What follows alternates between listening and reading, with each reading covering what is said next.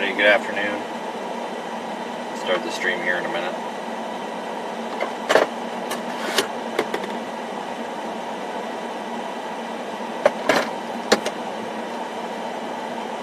Head south towards South Porter Road.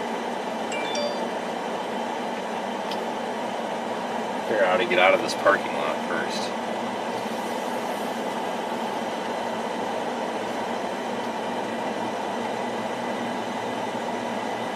Hey everybody, so I am in Arkansas right now. We are not storm chasing. That's the last time I'll say that. And we're going to get about 1,000 questions asking if we're storm chasing. So I went ahead and put that in the title that we are not storm Head west chasing. towards South Porter Road.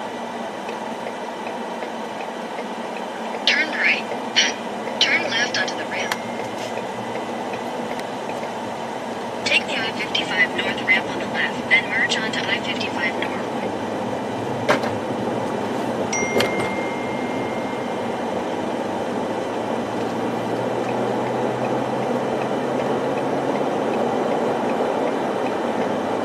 Continue on I-55 North for 201 miles. Alright everyone, so we are headed north. I'm actually headed back home toward the Midwest. Looks like we could have some severe weather chances, maybe even into parts of Iowa tomorrow.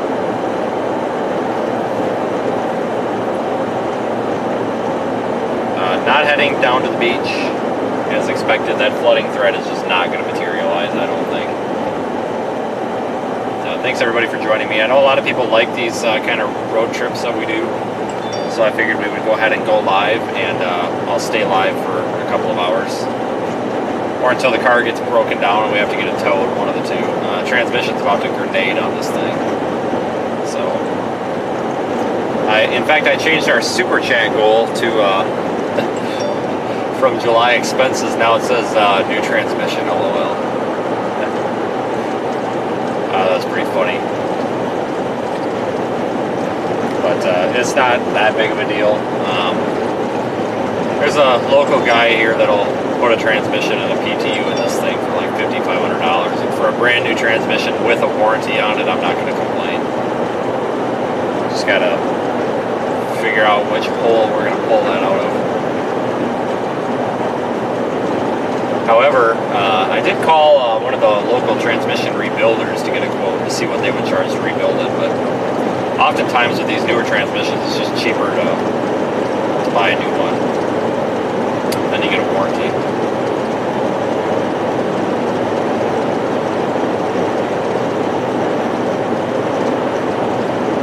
So I figured we would live stream the drive, at least for a good hour or a couple.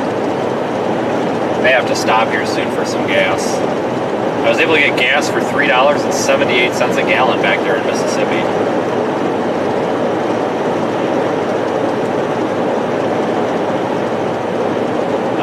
I did purchase a quart of Lucas transmission stop, leak, and slip repair thing.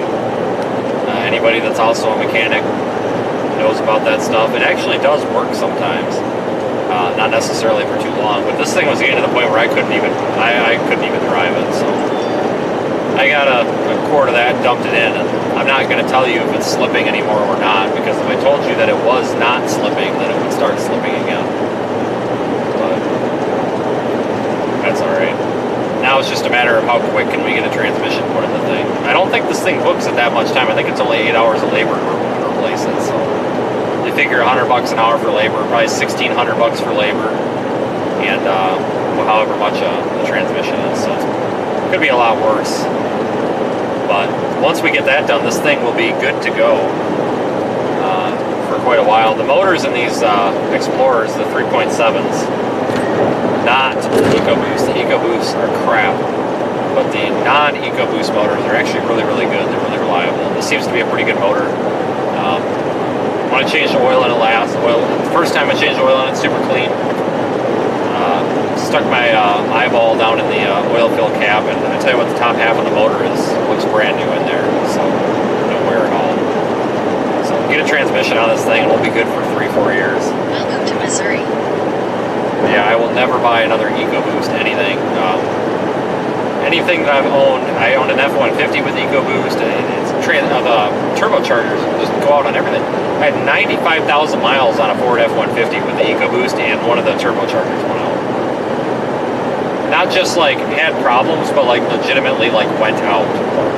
It actually blew the motor on it. It literally sent shards, the compressor, the fan, and their little fan blades, literally like grenaded and blew parts like all over.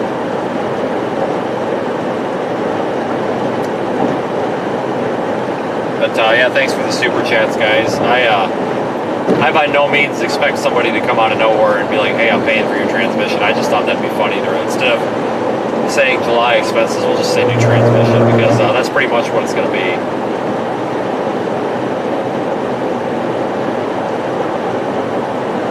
Yeah, I don't like the EcoBoost. I mean, I like driving the EcoBoost, but I don't like the actual EcoBoost motor. Cool concept, but I feel like if they would have done especially the earlier EcoBoost, if they would have done a better job with them and not cheaped out on them, I think that it would have been an excellent motor, because it's a great concept. Your F-150 shifts from 4th to 5th to 6th. So if you've got the 6-speed on that F-150, it actually might be normal. I had 2 F-150s and a Ford Expedition that had that 6-speed transmission in it. And it was horrible. It was the downshifts that were really rough for me. And I took it to Ford, I took it to a local guy, and I took it to 2 different transmission shops, and everybody told me it was just fine, but it would bang through the gears. I mean, it would like hit the gears really hard. I think it's just that transmission. I don't know. Ford had a run there for a couple of years where it's like they forgot how to build the transmission.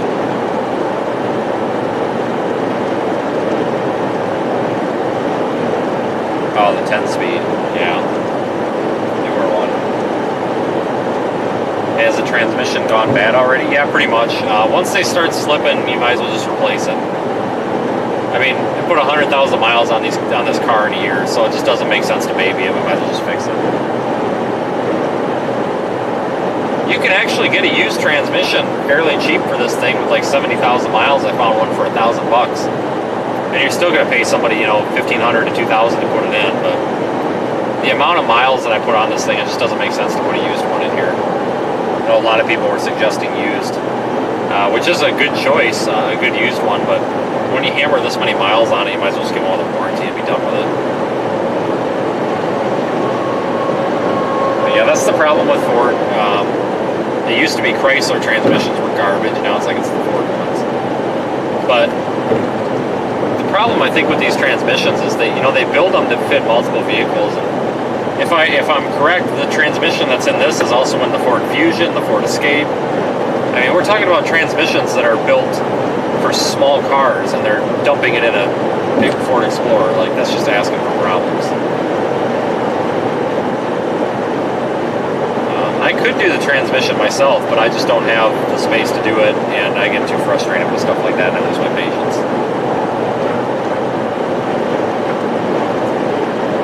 I did replace a transmission on one of my F-150s, and it was actually a very easy job. There's really not much to move out of the way. Getting the transfer case separated was the most difficult thing, but it only took me like 7 or 8 hours to get it out and put it back in. It was not a bad job. But these newer vehicles, where the engine sits sideways and the transmission is really crammed up in there, it can be kind of a pain. It's not something you want to mess with unless you got a lift. Yeah, the Edge shares the same transmission as well. They're all like the same car too, pretty much. No, I will not pick up your groceries. Have you seen the price of those things? $2,500 for your 1992 Chrysler. Yeah. Some of these places will rebuild a transmission relatively cheap. It just depends where you go. But then it comes down to, how long is it going to take them, because I can't afford to have the vehicle down. There is one new severe thunderstorm warning for Texas. Cars are just stupid expensive anymore. You can't even go to the dealer. Like, it used to be you could go to the dealership and you would get screwed a little bit because the dealer was expensive. But you didn't feel like you were getting totally robbed. But now you go to the dealership and you feel like you just had all your money taken. The Ford dealership in my town is $125 an hour. the guy that I take my car to is $78 an hour in the same town, and in my opinion, he does better work. Very honest guy. I actually took it to him. I thought it needed control arms. It was clunking pretty bad, all this, whatever. He basically found something else that it was and charged me like $60 to fix it, so you can't beat that. I really hate working on cars. Yeah, I'm due for tires also. It's probably a good $1,000 to $1,200 for this one as well. I forgot exactly how much they were last time. Tires are expensive now too.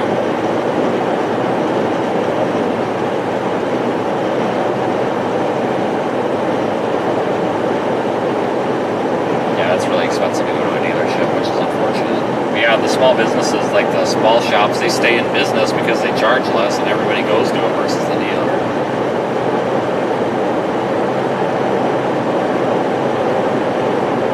How much is a transmission nowadays? Well, it depends.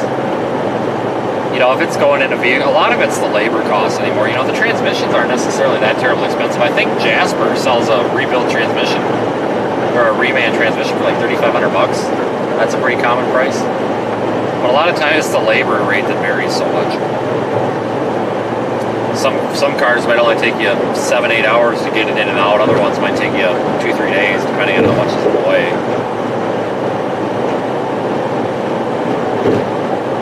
The problem is all these stupid car manufacturers that say, oh, you don't ever need to drain the transmission fluid. You never need to change it. Well, I call BS on that.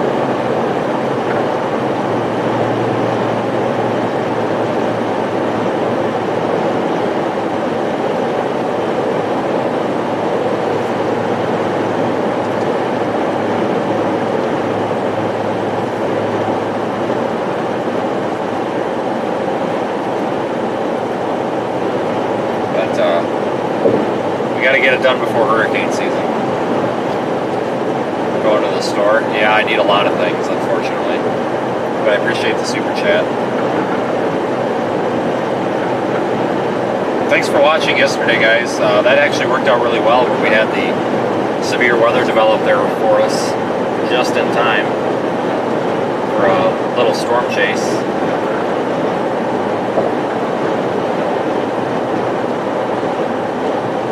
Happy with that.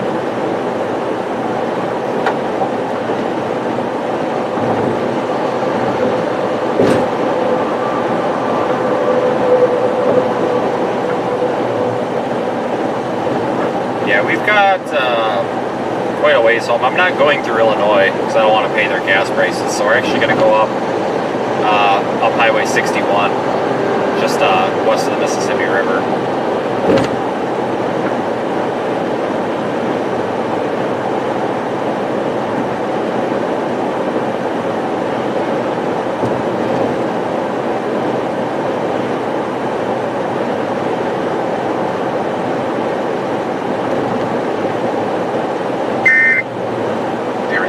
Special marine warning. There is a risk of severe weather today across the eastern Dakotas. Slight risk up there, I should mention that. Maybe a severe thunderstorm or two could develop in parts of Texas and Louisiana, and then southeast Georgia today as well. Just wasn't enough to go there. I know last night I said I was debating, but this was not much of a threat. So I'm going to take the opportunity to head home and get some business work done. And it looks like we could have a storm chase tomorrow, maybe in the Midwest, so we'll see.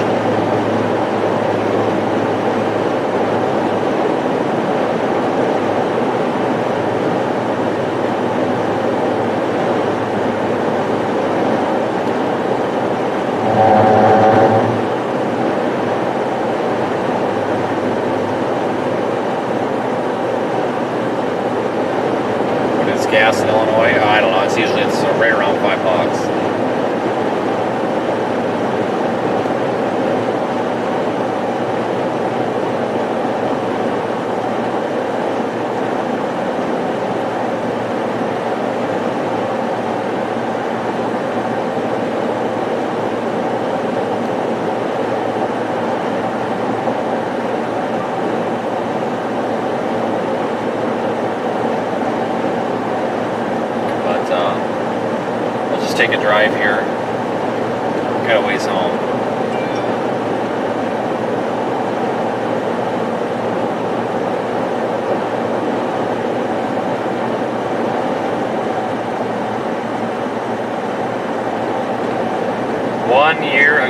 today.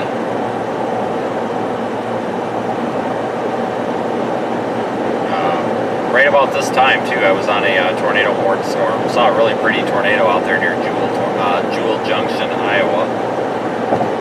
I did tweet out and put on Facebook a little video of that this morning.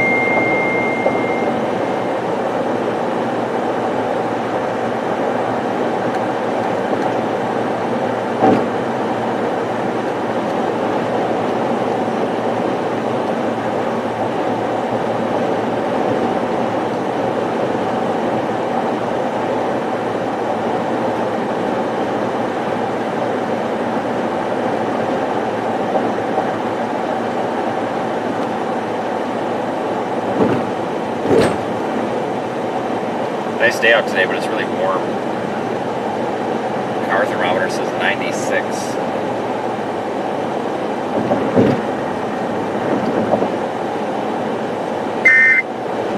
There is one new severe thunderstorm warning for Florida.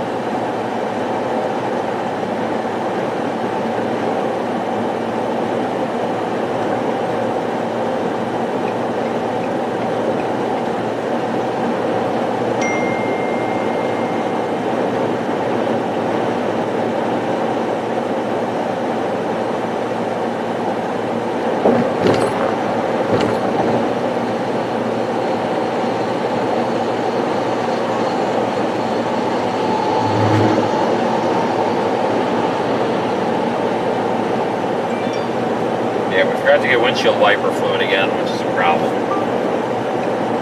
You get some at the gas station unless it's overpriced, which I'm sure it is.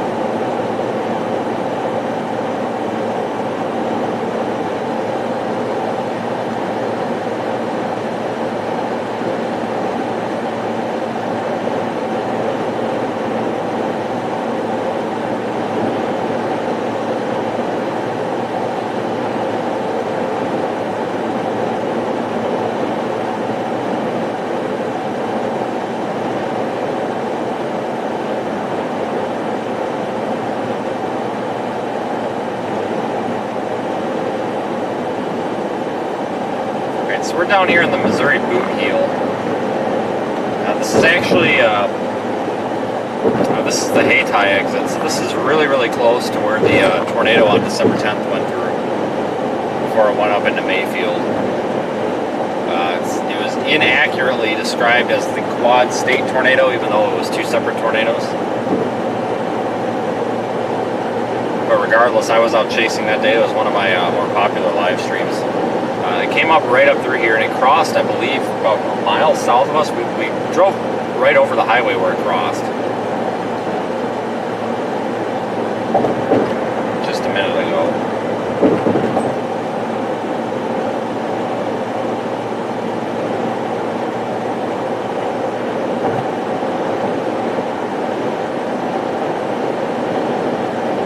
That was a crazy time.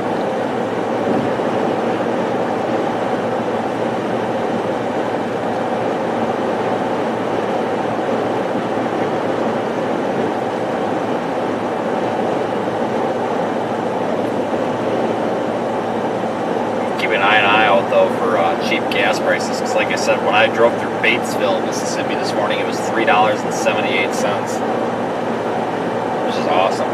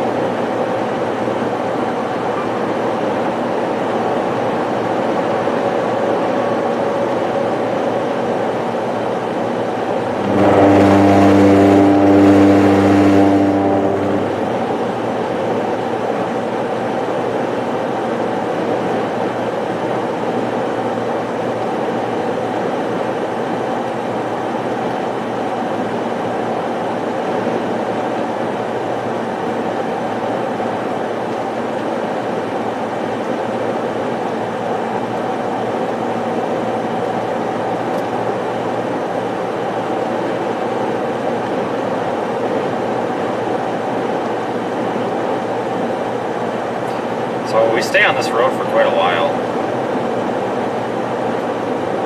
I think it's St. Louis where we actually break off. There is one new special marine warning.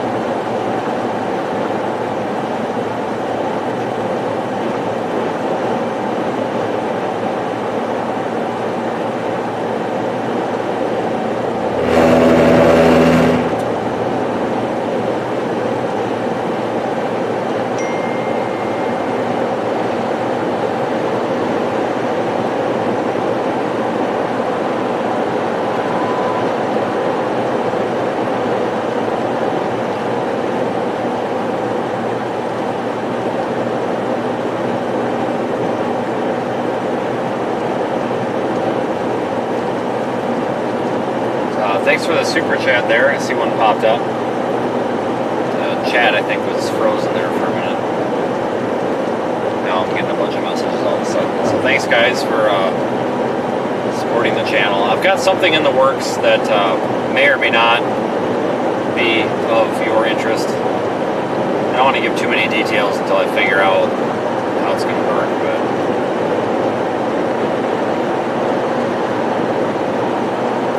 have something upcoming here that's going to be pretty cool.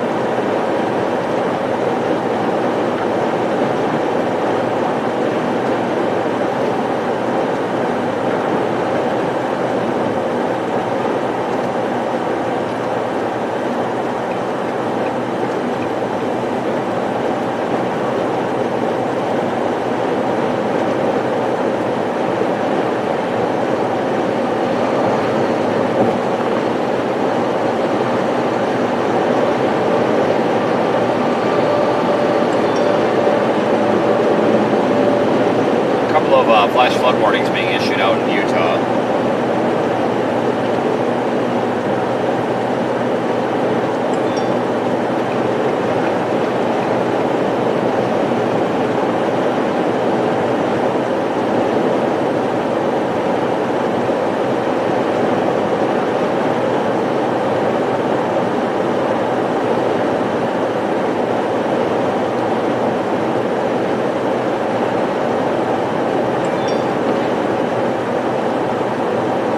Gas station up here in a little bit.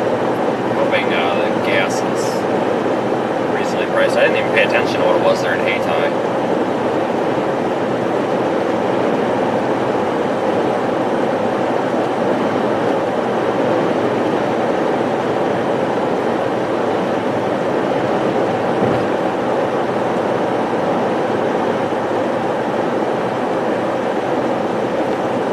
Just passing Wardell.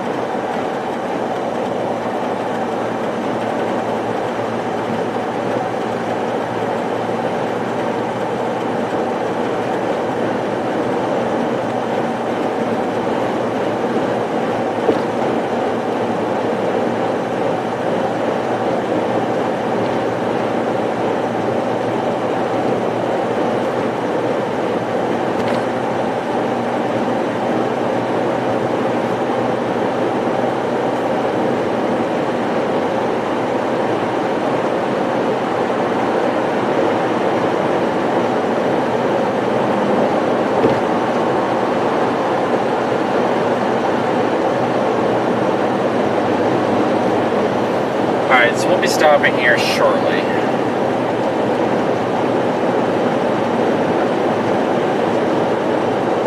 Probably should see what's up the road here.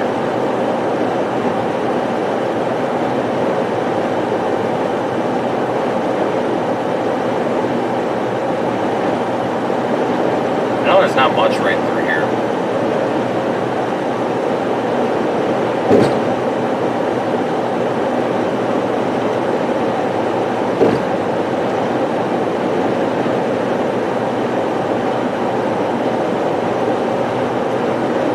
There's a gas station right up here off the next exit. Gas is getting expensive the farther north we go, it looks like, so better get it now.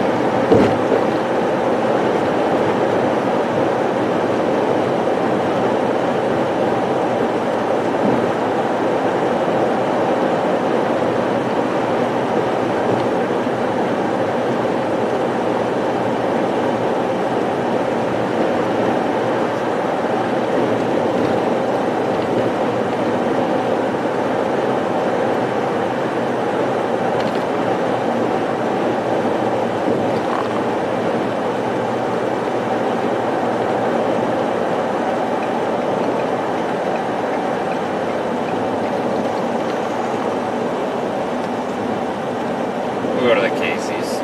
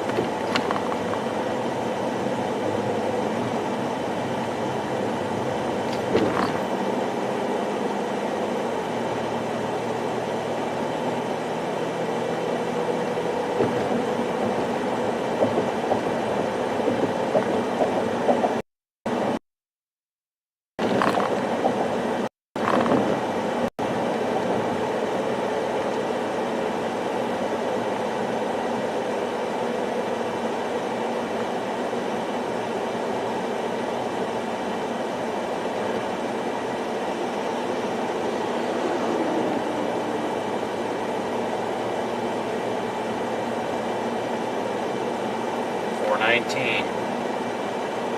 Seen a lot worse.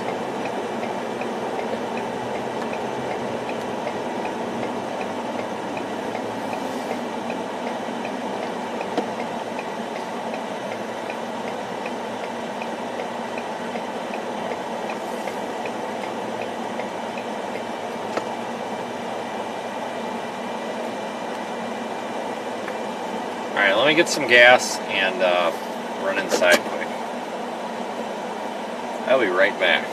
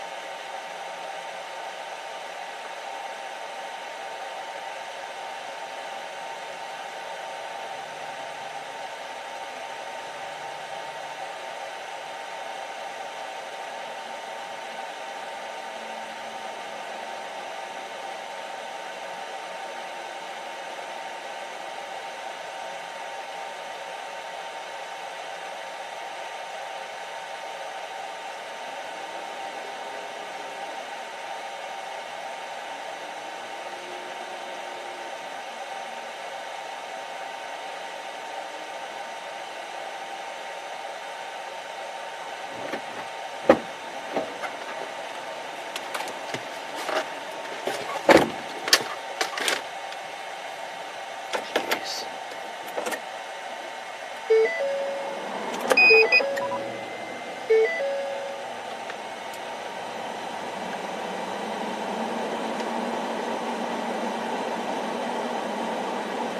Okay, I cannot see the chat because we're in a data hole. I see the stream is active because it's, you know, using multiple carriers, but the device I have the chat pulled up on is not, so I have no idea what you guys are talking about once we get back on the road.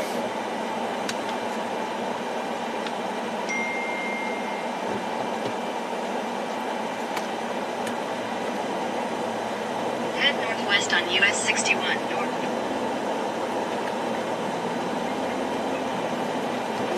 Now who's calling? Hello? Hello? Hello? Yeah, this is Karen Gilbert. Yes. My name is Angel and I'm calling for pharmacy services. Okay. So this is regarding for the latest upgrades of your diabetic meter and supplies. Okay. And now for medical fees, yeah. Okay. How many times a day do you check your blood sugar? About 7 to 8. What? Yep.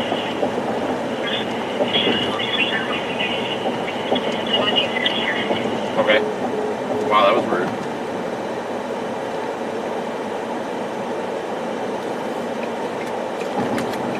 Guess that telemarketer didn't want to talk.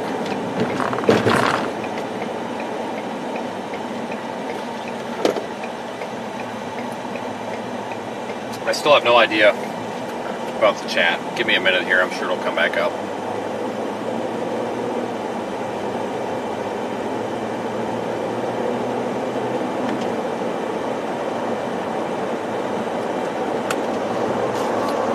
Yeah, I'm just gonna pretend like everything's normal here. Yeah, it's gonna be a couple of minutes here, guys. I gotta reload the chat. This is kind of a data dead zone here for AT&T.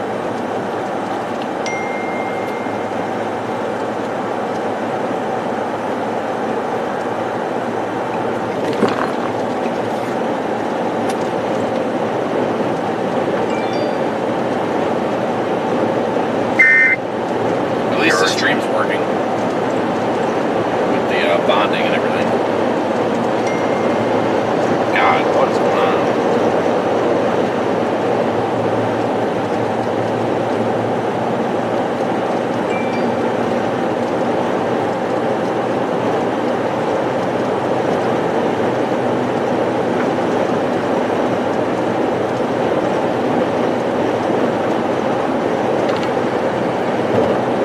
So bear with me here. I have to reload chat, and I don't know how to do that here.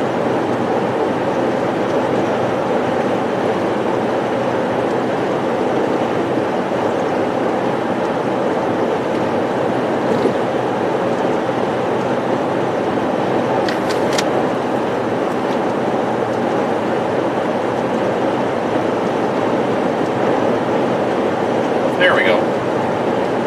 Now it's coming back.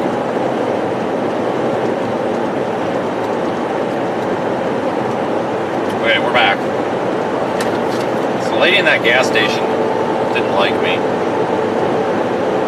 So, like, I'm not dogging on anybody that's in the service industry because, or the retail industry, because I totally get it. Like, I understand that you have, like, crappy customers come in all the time.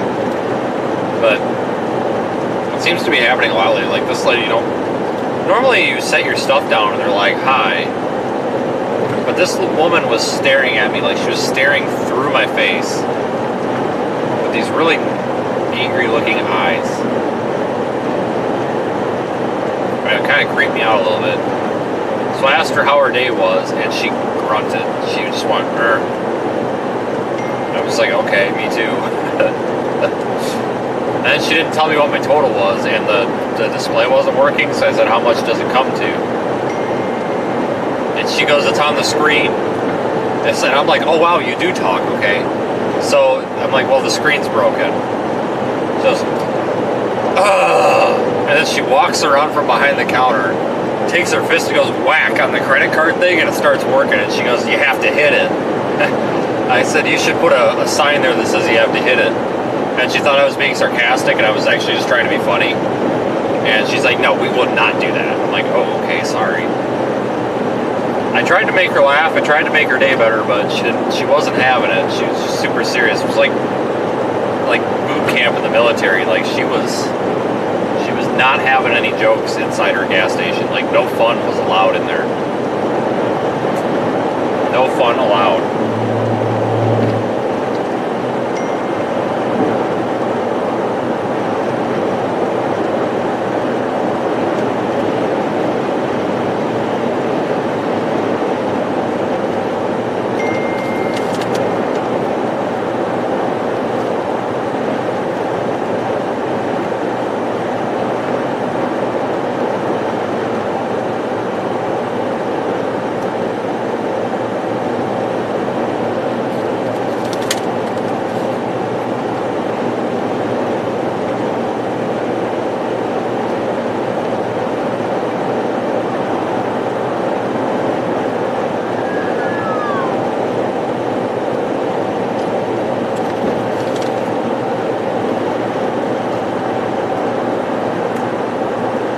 I was ranting about no fun allowed there at the gas station. The cashier lady was not having any fun in there.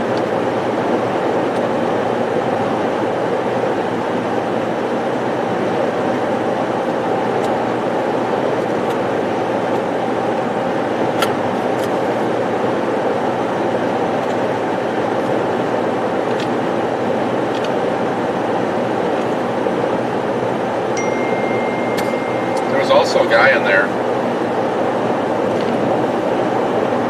and said, hey, nice car. And I said, no, it's good, it's a piece of shit.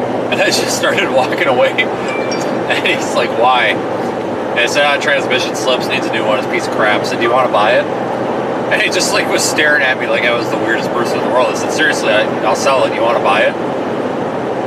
And he was just looking at me like, I don't think he was getting the joke. Like I think he thought I was seriously trying to sell him my car.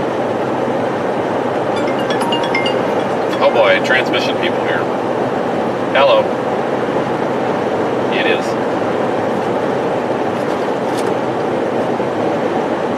Sure.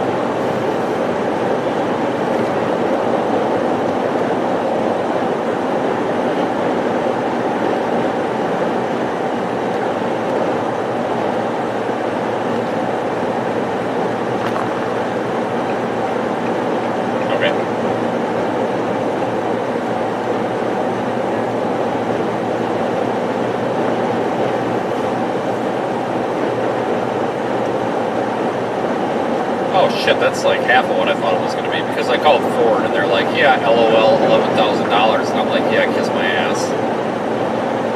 That because see, I used to be a fleet mechanic, and we used to be able to like put a Jasper transmission in an ambulance for like the cost of the transmission. I'm like, it is not $11,000. You're full of shit.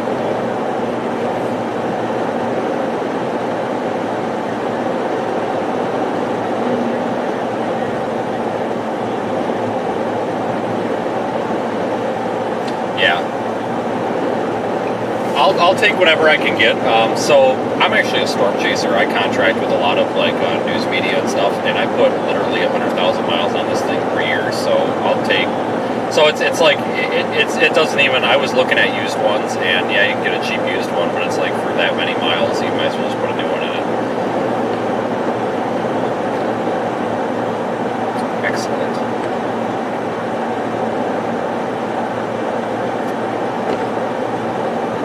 So let's say, I know you got to get it in, but let's say if you had it in your hands right now and you got my car in today, how long do you think it would take you guys to do it?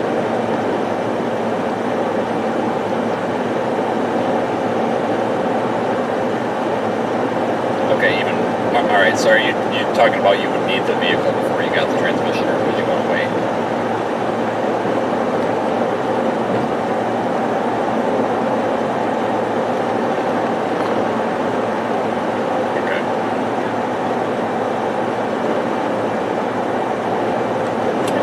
That's fine. I just wanted to make sure that it wasn't some stupid thing that was on the books for like, 40 hours or something that would take like 2 weeks.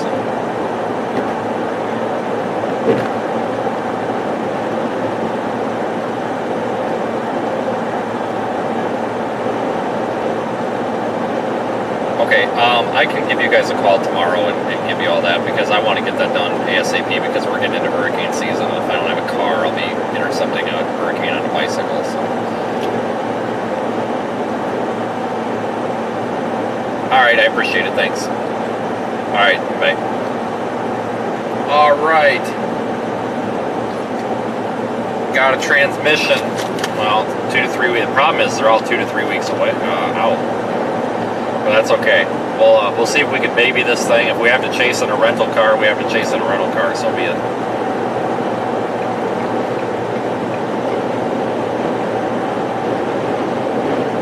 So these transmission people are going to do it for $4,000. So I'm pretty happy about that.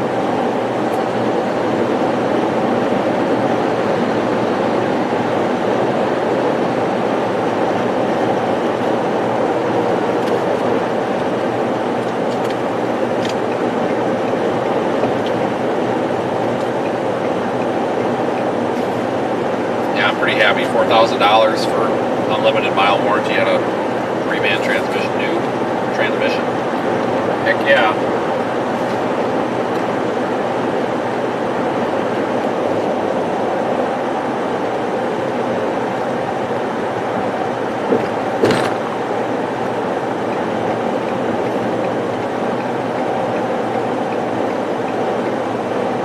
That lady told me they could get it done in 2 days or less, and I'm pretty happy with that.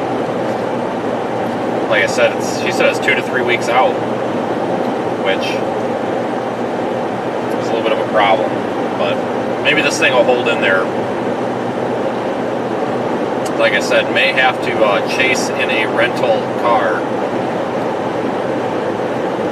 but if we could get a transmission in this thing by the end of the month, well, by the end of the first week of August, I'd be happy. Yeah, 4,000 is a lot less than what it could be, though.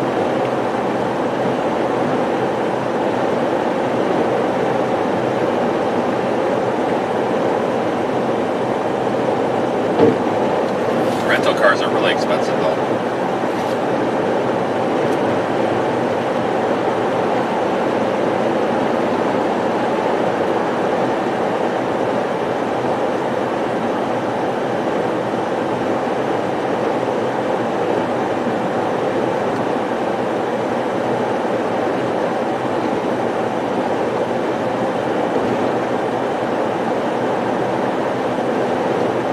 About an hour and a half, maybe about 2 hours here until St. Louis.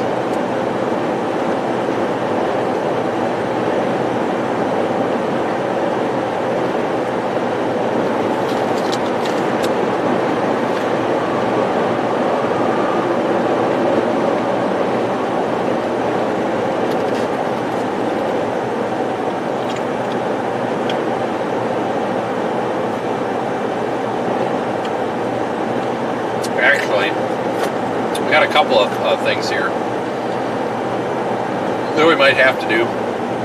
Like I said, I'll when I get home, I'll dump some more stop slip in this thing and see if we can get it to stop. Now that we have a transmission on order, I don't mind potentially destroying this one so bad. But the problem is, guys, I have to destroy it somewhere near home if it happens, because if it blows up in Texas, that's going to be a real problem to get it home.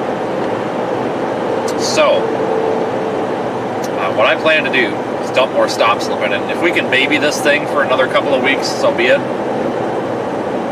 If we cannot,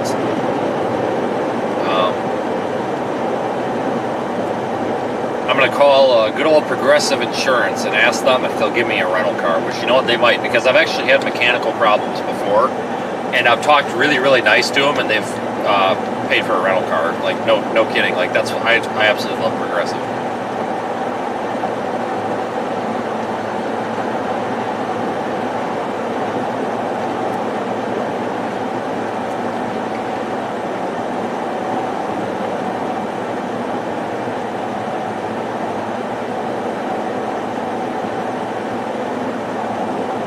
Yeah, we could do that. We could like intentionally blow the transmission up. That would make for good views. Probably not a good idea. You know, the funny thing is, though, sometimes these transmissions too, these Fords, they start slipping really bad, and they'll go forever. They just drive like crap, but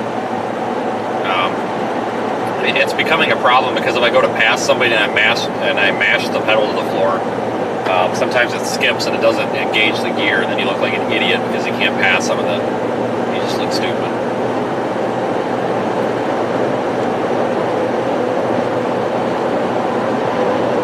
But if anybody's interested, I will be raffling off a quart of transmission fluid from this car. If anybody wants to own some used burnt transmission fluid from my car, I'll be raffling it off to the highest bidder. No reserve. I'll even hand deliver it.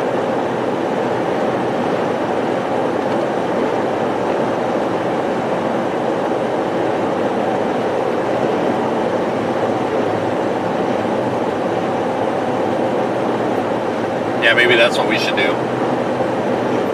We could do a bunch of tests for like a YouTube video. Be like, you know, what happens when you throw your car in reverse at 110 miles an hour on the highway or something stupid.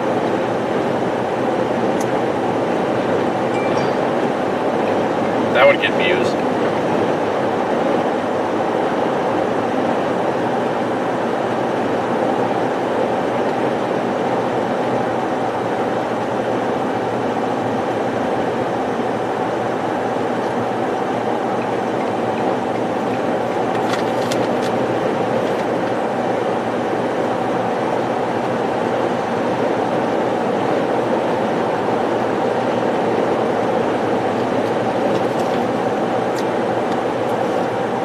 Park it in the path of the tornado? No, because I need to keep the rest of the vehicle. Good thought.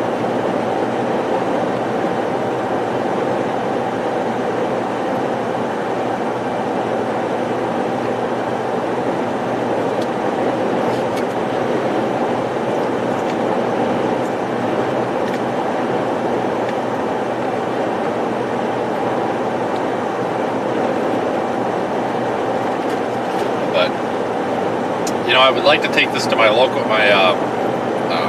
normal mechanic in town, give him the business, but he actually told me to call these guys. It's a transmission shop that's the next town over that I actually didn't know about. He said that they might be cheaper, which they actually were, and that's another reason why I like going to small businesses to get cars repaired. Because he flat out told me, he's like, well, I can do it for about $5,500, but you should call these guys because they can probably do it cheaper because they buy more, you know. Basically, the cheaper cost comes from the transmission being cheaper because they buy more of them from the manufacturer. It's like, get a better deal, which was nice of him. At least he was honest about it.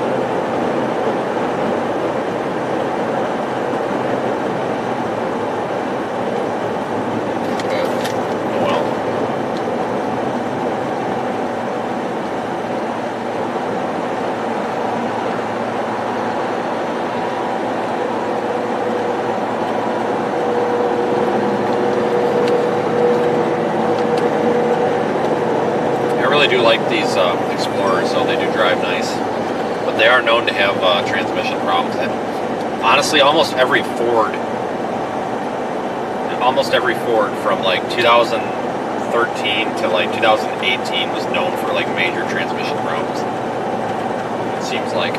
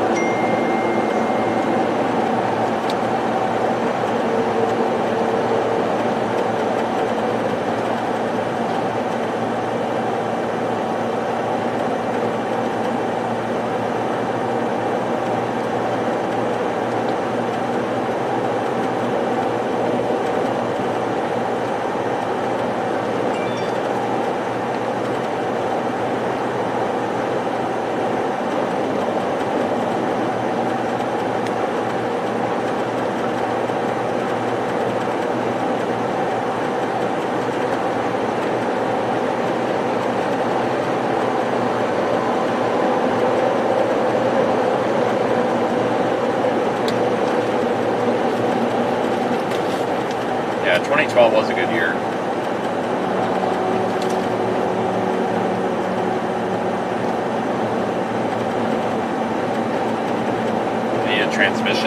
well, yeah, I mean, when you put 100,000 miles into a year on these cars, they're going to need everything. Honestly, a lot of these Fords need transmissions at 60,000 miles anyway.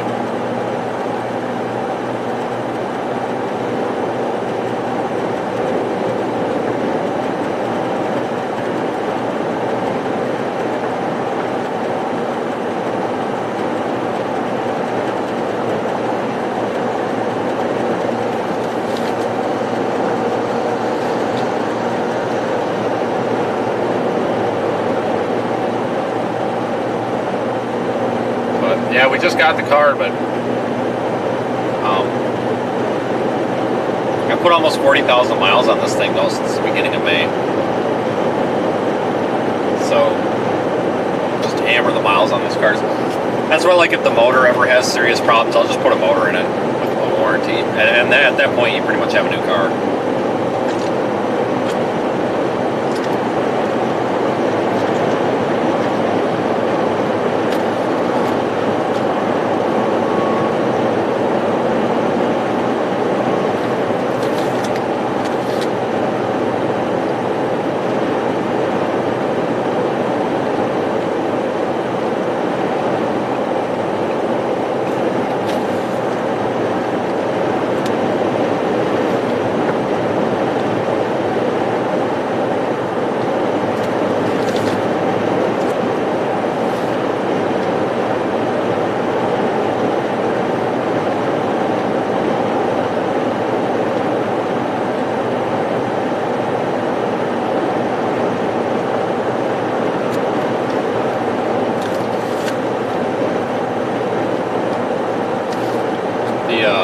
Lady I talked to actually told me that they stock that transmission. They keep one in stock because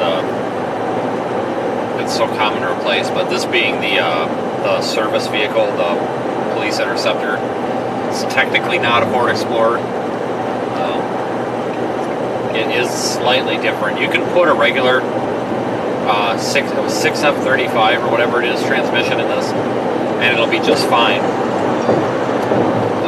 But it's something to do. It's got a slightly increased oil capacity because of the cooler or whatever. So I mean, to do it right, you need to put the slightly modified transmission in here. And she had said that as well. She's absolutely right.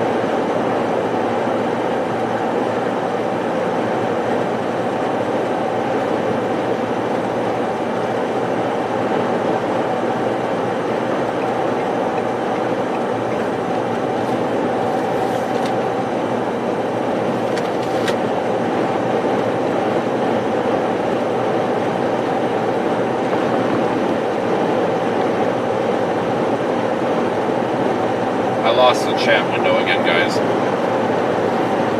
Probably come back here in a minute.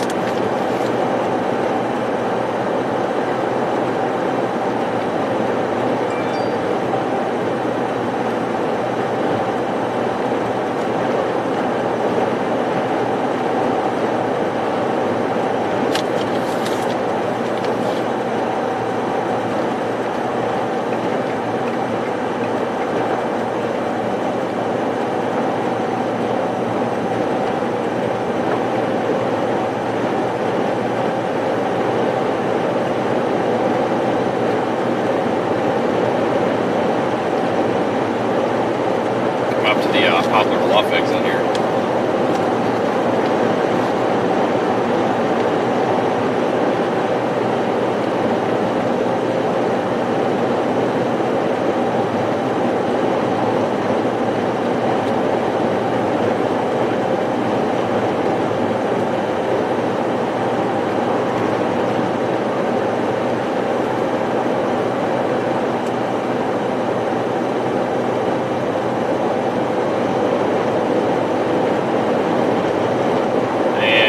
Construction as usual.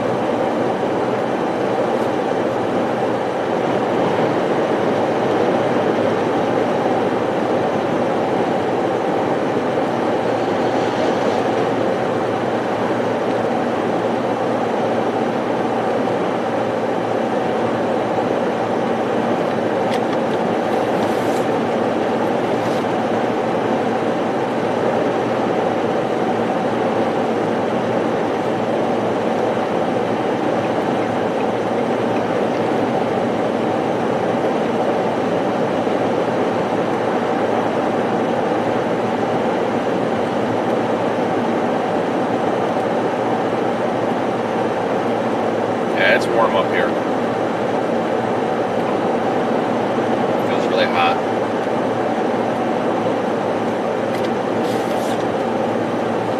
We have a lot of significant heat across parts of the central U.S. here this coming week as well.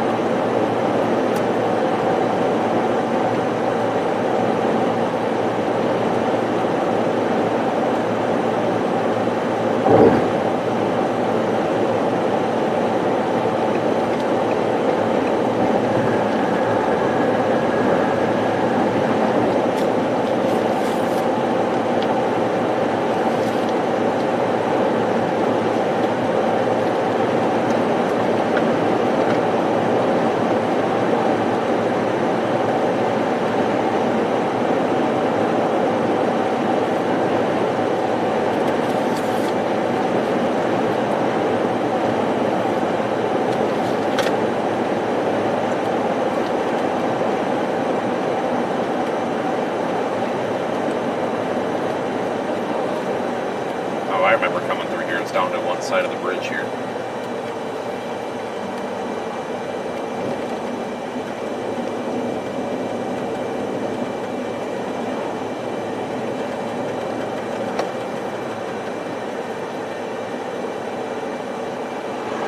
Is this Sykes? This might be Sykeston.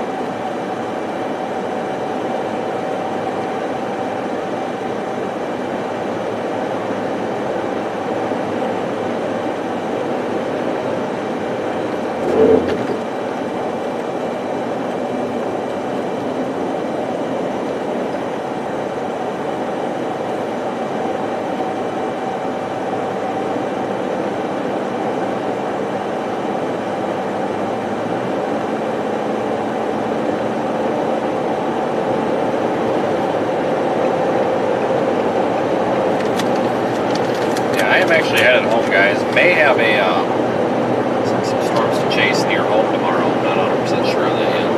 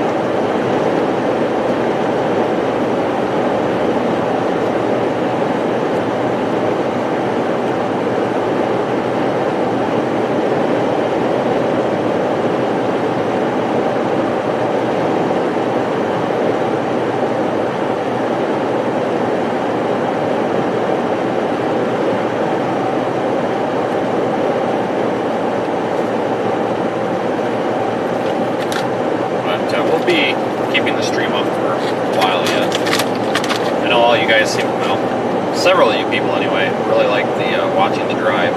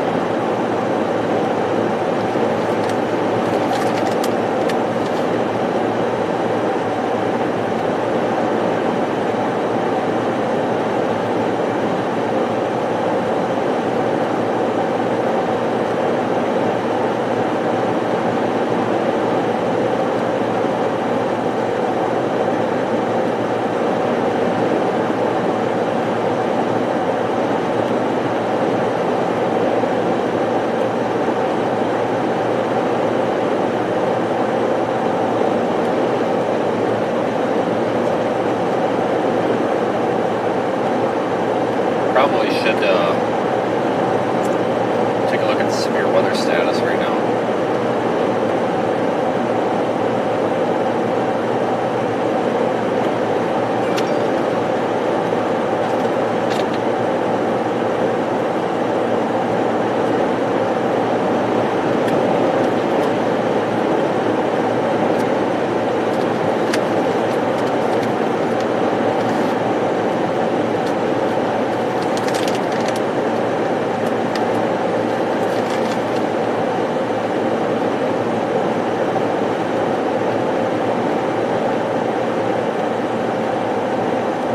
Take a peek at the severe weather situation.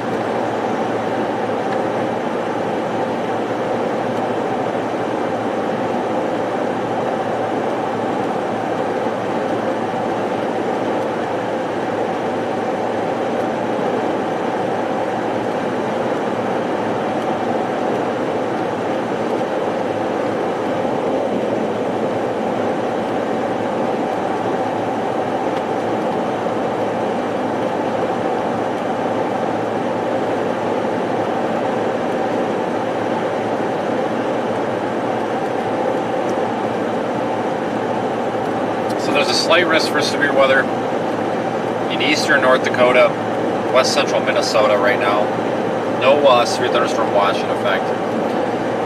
Over much of central Texas, all the way along the Gulf Coast into parts of Florida. You guys have a lot of garden variety, just pop-up showers and thunderstorms right now, nothing too severe. Just common for this time of year.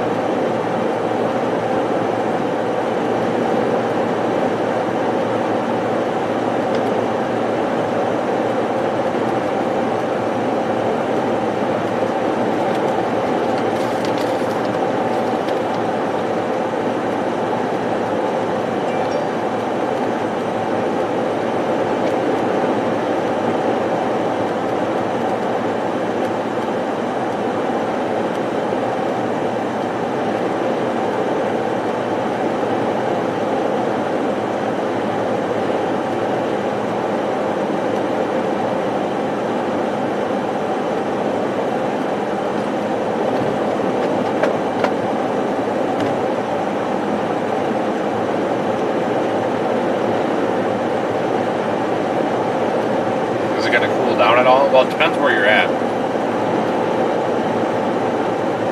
But a lot of the central part of the country is going to be really, really hot over the next week or so.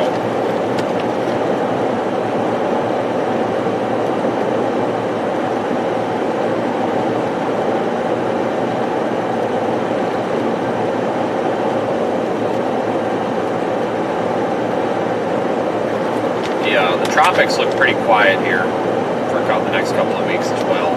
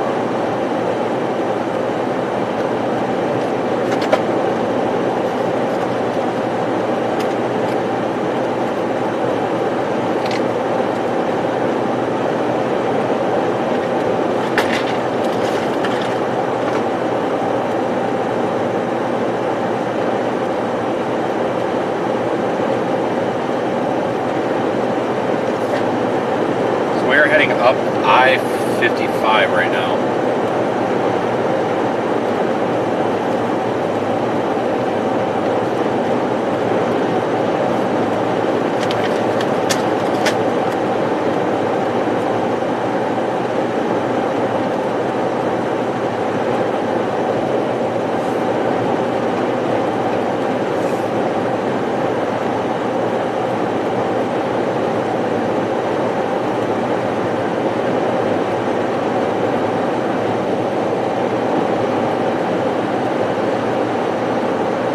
Like I said, guys, what a change of events. Really thought that we'd be in Pensacola right now watching some flooding, but it never happened. Or I should say I don't think it's going to happen. The system just never developed.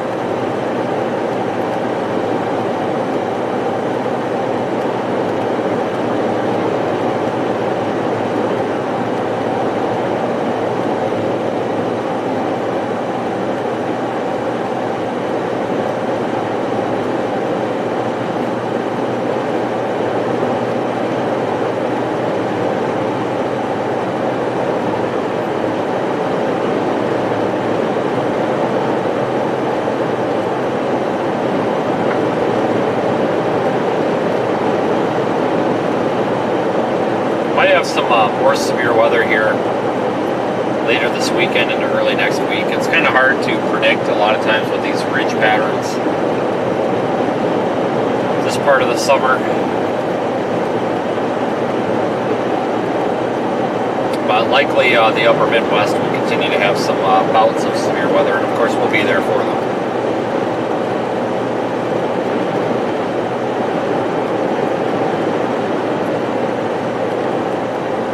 But I am going to be using the couple of days at home here to potentially implement something new here for us all, and I think you guys are going to like it. I got to work out some logistics on it though.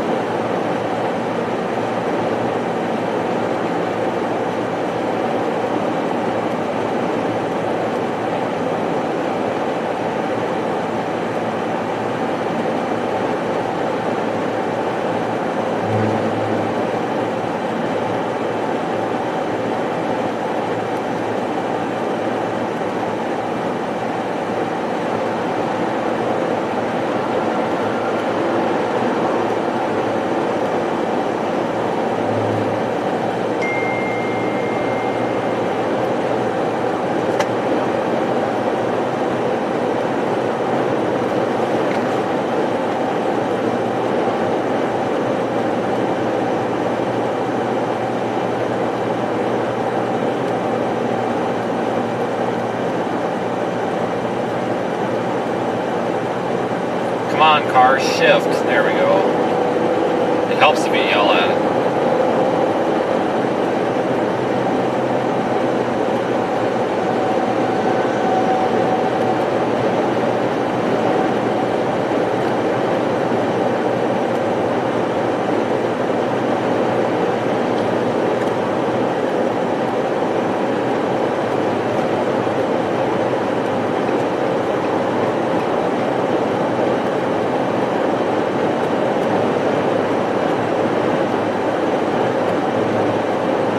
Thanks for the super chats, all you guys, and all of you members as well.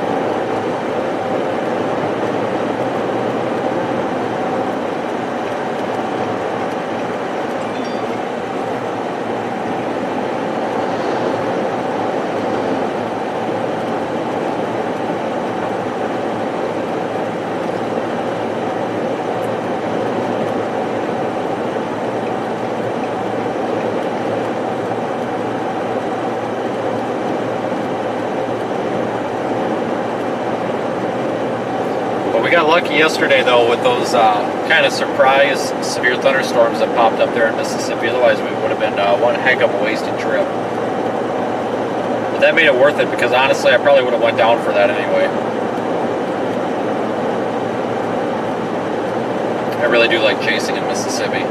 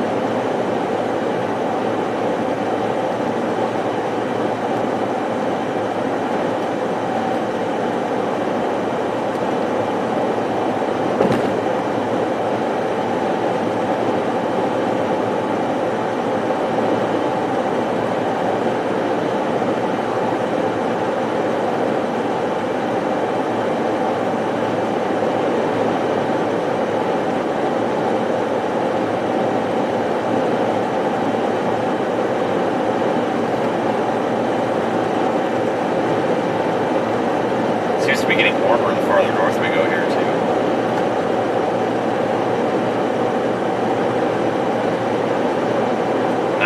.6 degrees I'm showing.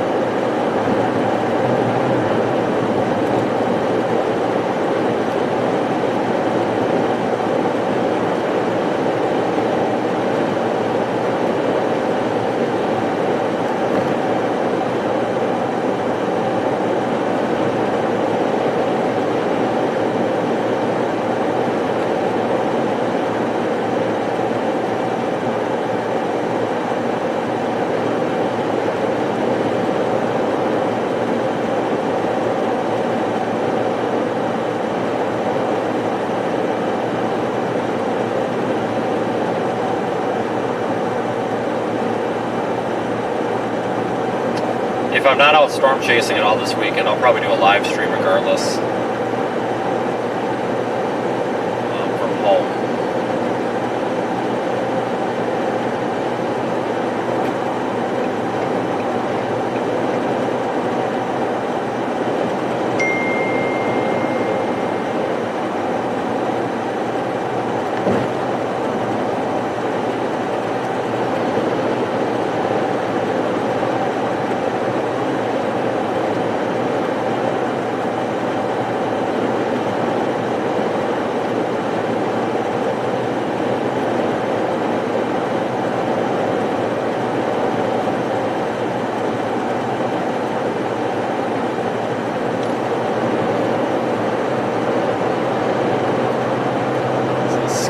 City, Missouri.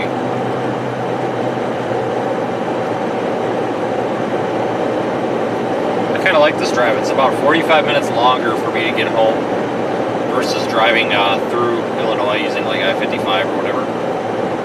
But I tell you what, it's actually a nicer drive, so I might start coming this way more often. I just don't like driving through Illinois. Number one, there's literally a cop cop pulling people over doing 2 miles an hour over the speed limit about every 10 miles in the state of Illinois.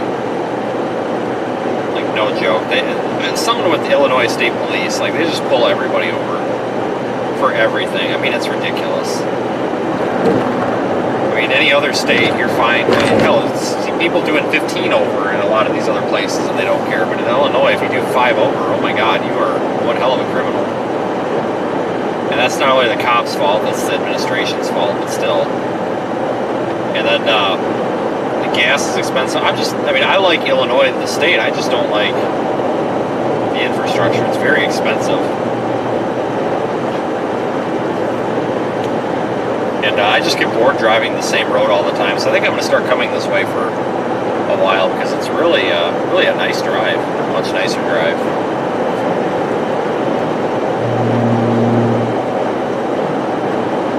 Normally in St. Louis, I could exit and go through Illinois, or I could go enter Illinois down there near Carbondale and drive through the whole state. Either way, but I like driving through Missouri. It's really pretty.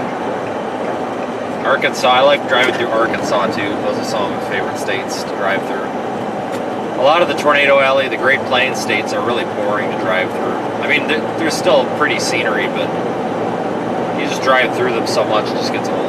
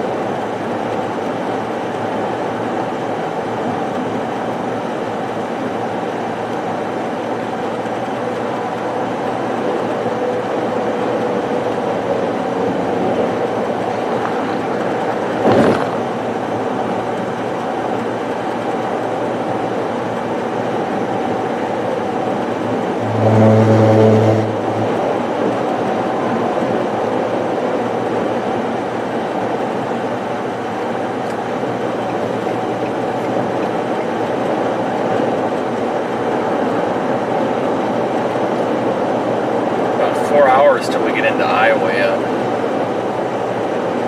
So Missouri's a bigger state than it looks.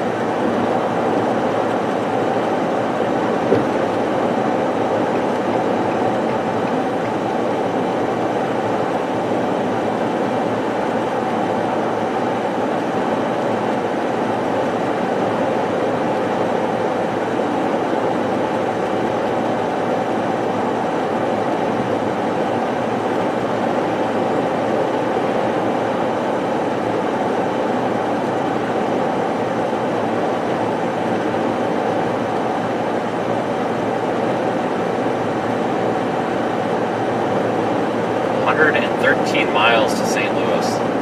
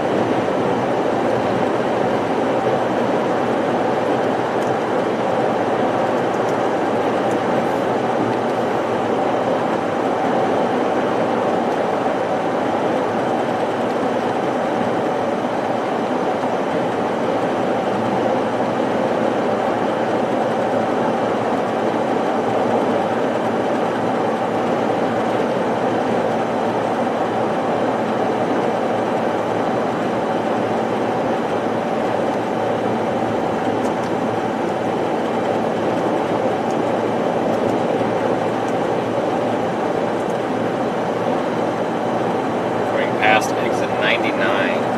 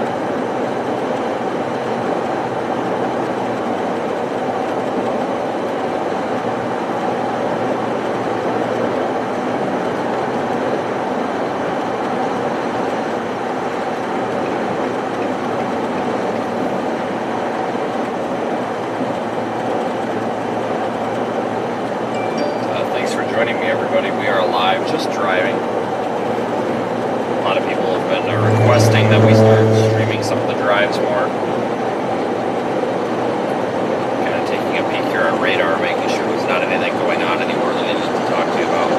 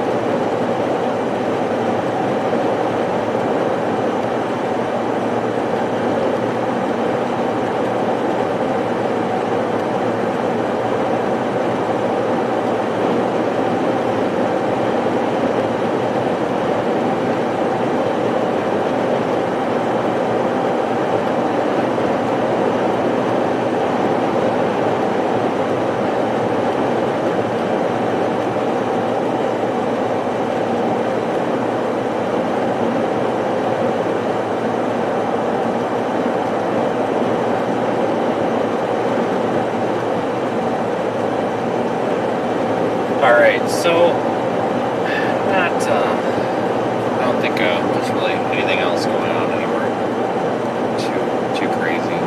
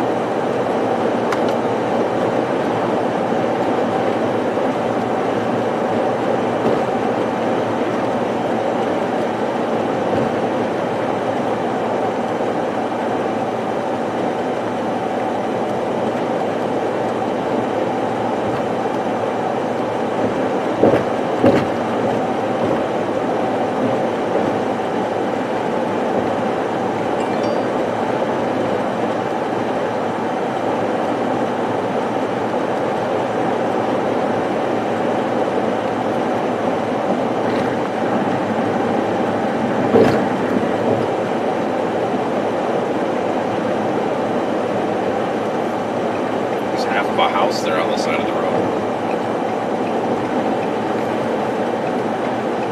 Jeez.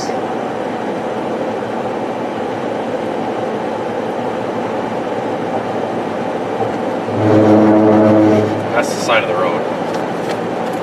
Come on, car, ship, there we go.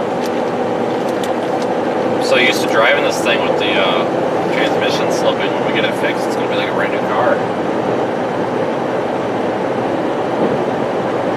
Not gonna know what to do.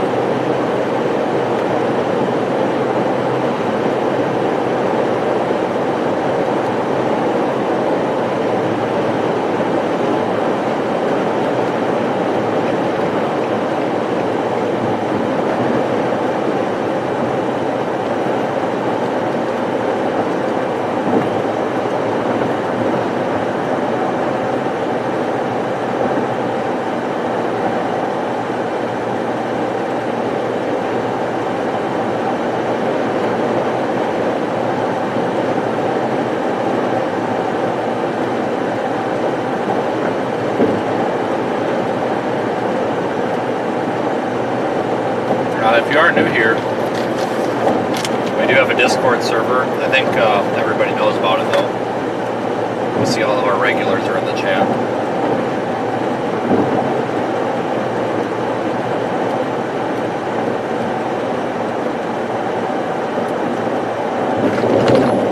You'd give me a killer deal on a transmission, I'll drive back to Georgia. If you can beat $4,000, you can have the business. If you own a shop or something there, Bob. The only thing that worries me here, folks, is I actually may have to put a used one in it. Just based on availability, because if it's going to be, let's say if it's truly 3 weeks out, you know, we get a tropical storm or a hurricane coming, I might have to abort mission and put a used one in it. Which I would hate to do, but used ones are almost immediately available. But gotta have the vehicle operable. I am gonna get an opinion though. I'm gonna drive it down to the only mechanic in town that I trust. I'm gonna let him drive this thing tomorrow and see what he thinks. I feel like I can get quite a ways out of it yet.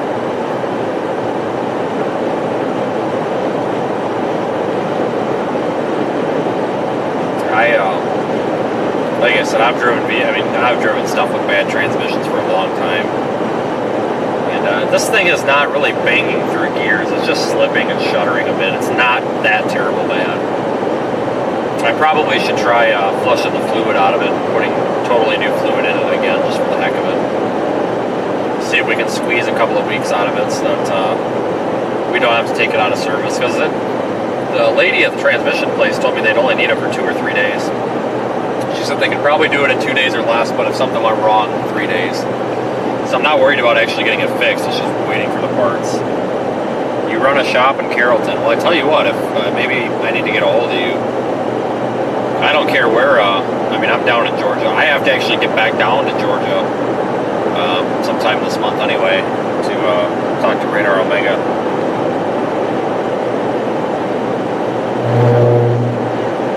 It'd be kind of fun to give one of our viewers the business. And my chat disconnected.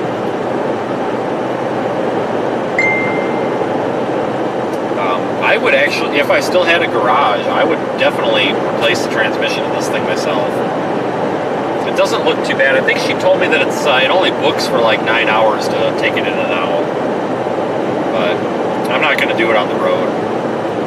If it was a truck, it wouldn't be so bad either. But the problem is, you know, these motors and crossways, they bury the transmissions up in there.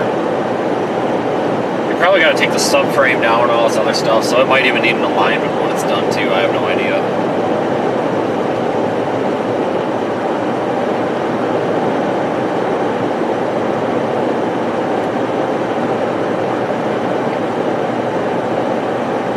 It's a good car otherwise, though.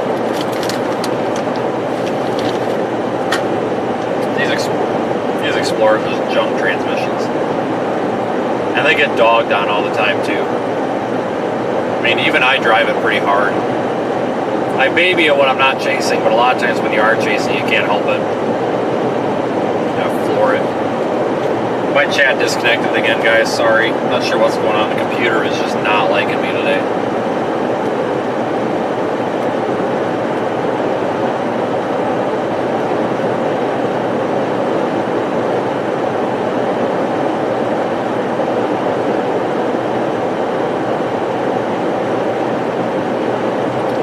Chat disconnected. I see Bob said he ran a shop down there. I tell you what, Bob, if you want a ton of free advertising,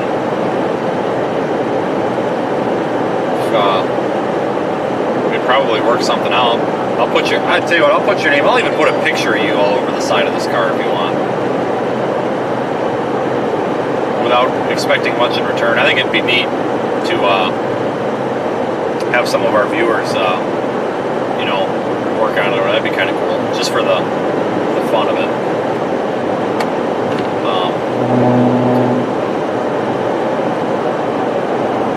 My chat is still down, so if anybody's talking to me, I can't see it. Give me a minute. I don't know what's going on. The computer is just not playing nice. But I got a message from the state cop yesterday. It was pretty funny.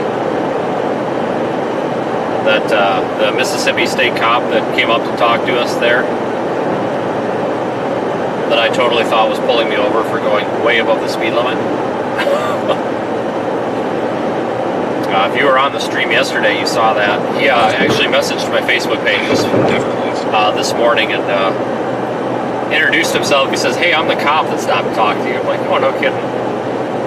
So he seemed like a nice guy.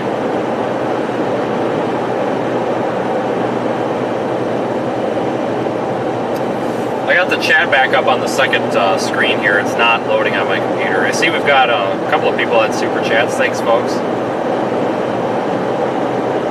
Greg, I could use an oil change. I probably need to do that when I get home.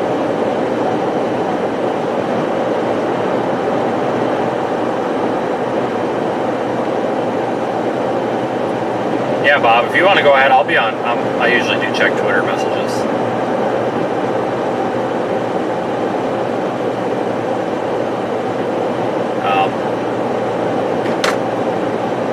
Yeah, I really like supporting people that support us by viewing. There was a when I ran over that tree in Georgia during the first week of April, the shop that I took the car to just to get the exhaust put back on.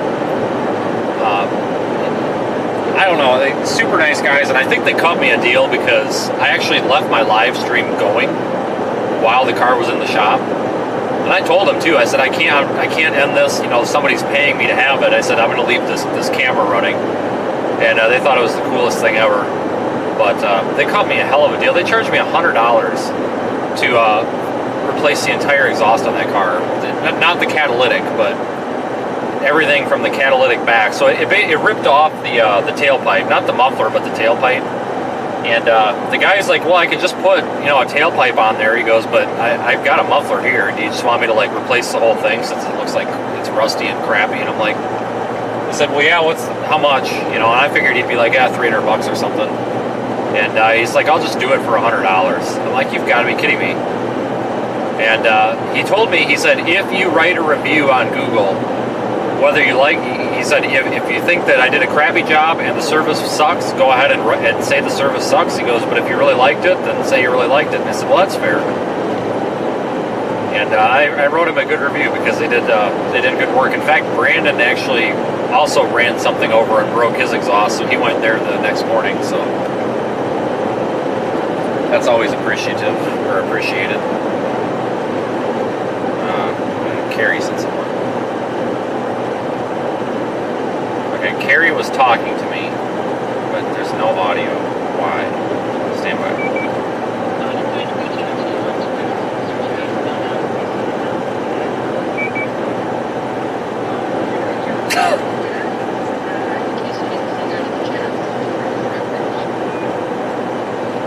Alright, I got it. Thanks. But I thought that was really nice of those guys down there. Like I said, I think he caught me a little bit of a deal because I told him I'd give him a little bit of free advertising, and I did. But I don't expect it, you know. It's just, I like to support these smaller businesses because, you know, and I go on this rant all the time, but I'm serious. Like, I hate taking my car to a dealer or a chain. Something's always wrong when you get it back. You go to like a small business or a small chain, you know, like we've got, like up in the Midwest, we have it's a chain. It's like a Firestone, but it's called Palms. But they're a smaller chain. They've got like 20 locations, but they're managed better than like a dealership. It seems like. I like going there. At least our local one's really good. But you know, I took this car to that Nebraska Land Tire in North Platte because it was clunking really bad in the front end. You guys might remember that. And I knew it was sway bar links, and so did they. So they're like, well, it just needs sway bar links. I'm like, okay, go ahead, put them on, whatever. So they put them on, and I'm driving down the road after they put them on, and I'm like, my God, this thing sounds worse than it did than before I took it in. And I'm like, well, maybe it needs sway bar bushings, because sometimes if it needs the sway bar bushings as well that mount the actual sway bar to the subframe, sometimes if the links are, there's a lot of play in there, so you replace the links, sometimes you'll hear the bushings make noise. So I'm like, well, whatever, I'll give them the benefit of the doubt. Well, a couple of days later, it started really clunking. I'm like, what the hell's going on here? I crawl under there, and the sway bar links were loose. Like, they didn't even tighten the nuts. Like, you could actually, like, shake both of the links. Like, you gotta be kidding me. So they charged me, first of all, here's the first problem. They charged me $368 to put sway bar links on and do an oil change. That was the first problem. But second of all, I took it to, like I said, my local guy in town, and I had actually disconnected the sway bar links. I took them off just to see if that's what was making the noise, and it was. And I just took it back to him, and I handed him the links, basically, and said, just go ahead and put them on and do whatever else it needs. And I told him, I said, I think it needs control arms. I said, so if you want to put control arms on it or do whatever it needs, I said, I don't care. I said, the budget is unlimited. I put so many miles on this. I have to have a good vehicle. Just do whatever you want to do. So I basically gave him, you know, a blank check, and he totally could have taken advantage of me, and I wouldn't know the difference. But he's like, nope, it was just, he goes, I put him on, and, you know, he test drove it, and he said he spent probably about an hour looking the vehicle over, and which I believe, because he's a very nice guy, he's very honest. And, he did all that, and he charged me like $59.50 or so. It was just under $60. I'm like, you gotta be kidding me. Easily could have charged me for like 3-4 hours of labor for looking the car over and all this other stuff. But yeah, he was a really nice guy. That's why I just don't like chains. And like I said, this is a half an hour rant every time I get on this topic. But it's just, you know, you can't, I don't know. I think a lot of it too is a lot of these places are hard up for employees, and sometimes some of these bigger dealerships and stuff that normally would hire a more skilled technician are hiring a less skilled technician that might not know any better. They might mean well, but they just don't know any better. Because, you know, they have to take what they can get, because it is, you know, there is kind of an employment shortage right now, whether it's, not to make it political, but whether it's people just don't want to work, or people can't work, or they're too busy to work, you know, whatever. But when you find a skilled, honest repair shop, it's best to just go to them, because there's a lot of them, and I think most mechanics are fair and honest. But there's a couple out there that just suck. In my area, it's really tough to find any that are good. Like I said, there's only one in town that I trust with my vehicles.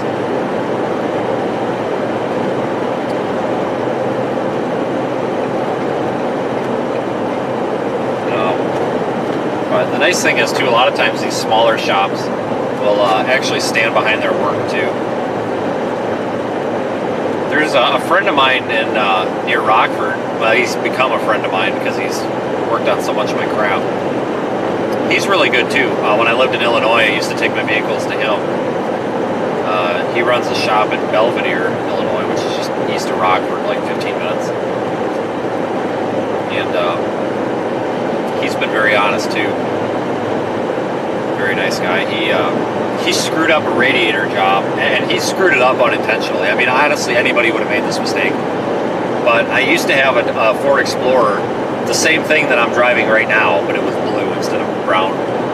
I used to have one of these, and I actually used to chase in it, but that was well before I live streamed. So this is my second Explorer that's a chase vehicle. But Ford uses a lot of these, especially on like the radiators and like coolant lines and heater hoses. They're these plastic, like snap connectors. You push them onto the nipple of the heater core, and they just come off. Well, I think that there's a T-fitting in there. Whatever. A radiator hose should not be solid plastic, but Ford thinks that it should have a solid plastic T on it. It's really stupid. But I don't think he got the connection pushed on there super tight, and it was in a really crappy spot to reach. And I'm not gonna like fault the guy for it because everybody makes mistakes, and that was literally like the one mistake that honestly I feel like if anybody should get a free pass for making that mistake, it should be that mistake, because anybody that's messed with these like plastic Ford heater hoses, you know that when you go to snap them on there, like they'll click and you think they're on there, but a lot of times they're not on there. Well, it blew off when I was driving down the interstate like 45 minutes from home, and it blew off and it dumped the coolant everywhere, and I'm like, crap. Well, before I did anything, I looked in there and I saw that the hose was off, and I'm like, okay, well, that's not a big deal. And I was right by a gas station, so I just shut the engine off and let it cool down, and then I started up, and it was in the middle of winter, so it wasn't such a big deal, but I just drove to the gas station and dumped some coolant in it. Well, I called them and I'm like, hey, can you like do something with this, whatever. I bring it back. I said, I think there was just that hose that came off, and like he felt so bad, and he was offering to like tow it and do all this. I'm like, no, it's fine, like I can drive it. I told him, I said, I'm pretty sure it's actually fixed now. And I took it back to him, and it needed an oil change anyway, and like he changed the oil for free. He was super apologetic. He felt terrible. And then the next time I took my car there, he changed the oil for free in it again because he felt so bad. And I'm like, dude, it's okay. Like, shit happens. But it's really nice when you find somebody like that really gives a damn. Because if and when they do mess up, they're going to take care of it.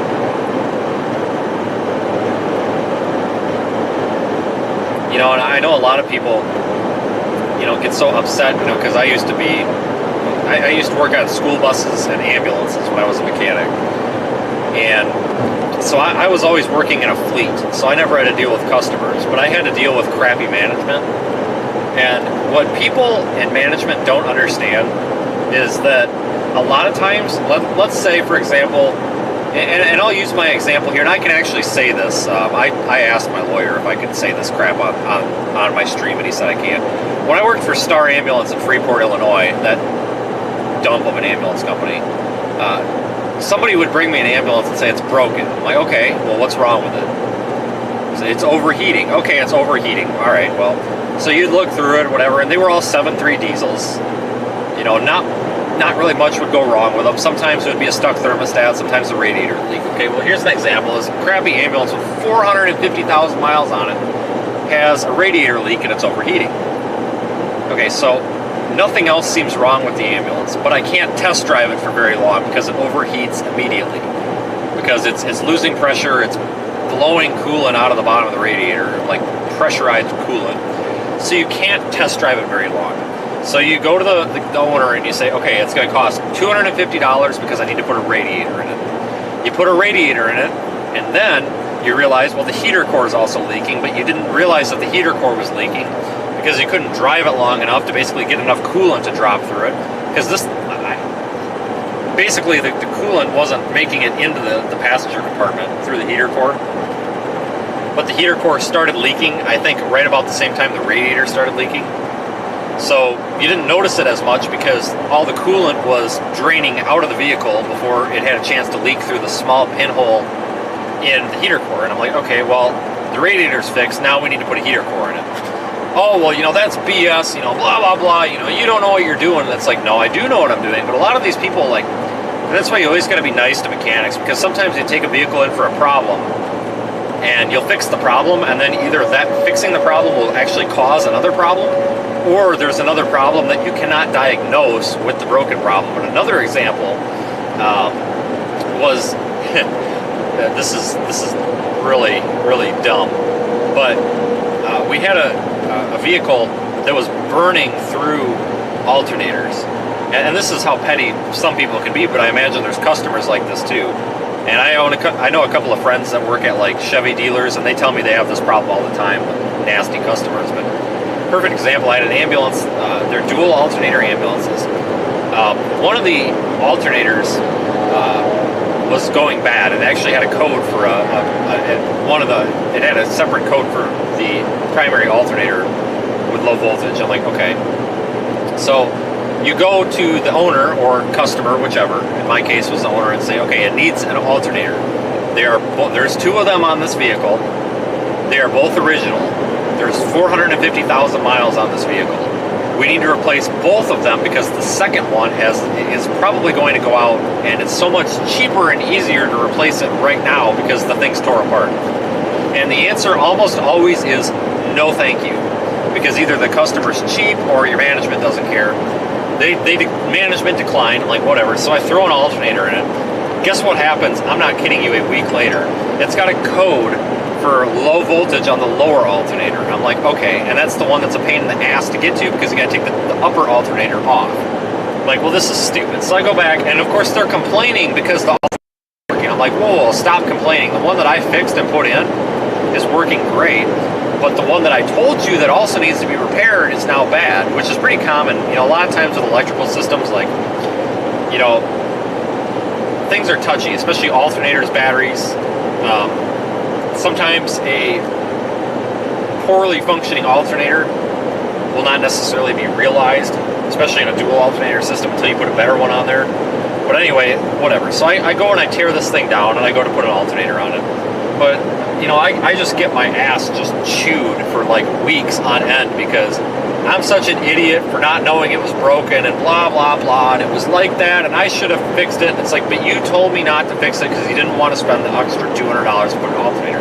And I imagine there's customers like that too, where, you people that are shop mechanics, whether it's a dealership or a private place, you try to tell a customer, hey, this is broken, it's going to cost you $500 to fix it right now, but if I don't fix it right now, it might not be broken this second, but it's going to be broken in a week. And you can spend $500 right now, or you can spend $2,500 later because I got to take it all back apart. And they say, well, I don't have enough money, so I'm going to decline it. Well, then 2 weeks later, they come back and they expect you to fix it for $500. Well, now it's $2,500 because you have to rip the vehicle back apart. So it's just, I feel so bad for anybody that runs a shop or any mechanics or anything, because customer service is a tough thing to deal with. And I apologize for going on that rant. I'm not done with it yet either, but I have a lot of respect for people that are professional mechanics, because if you want to find one field of work where management and customers or whatever absolutely hate you when the smallest thing goes wrong, go be an auto technician.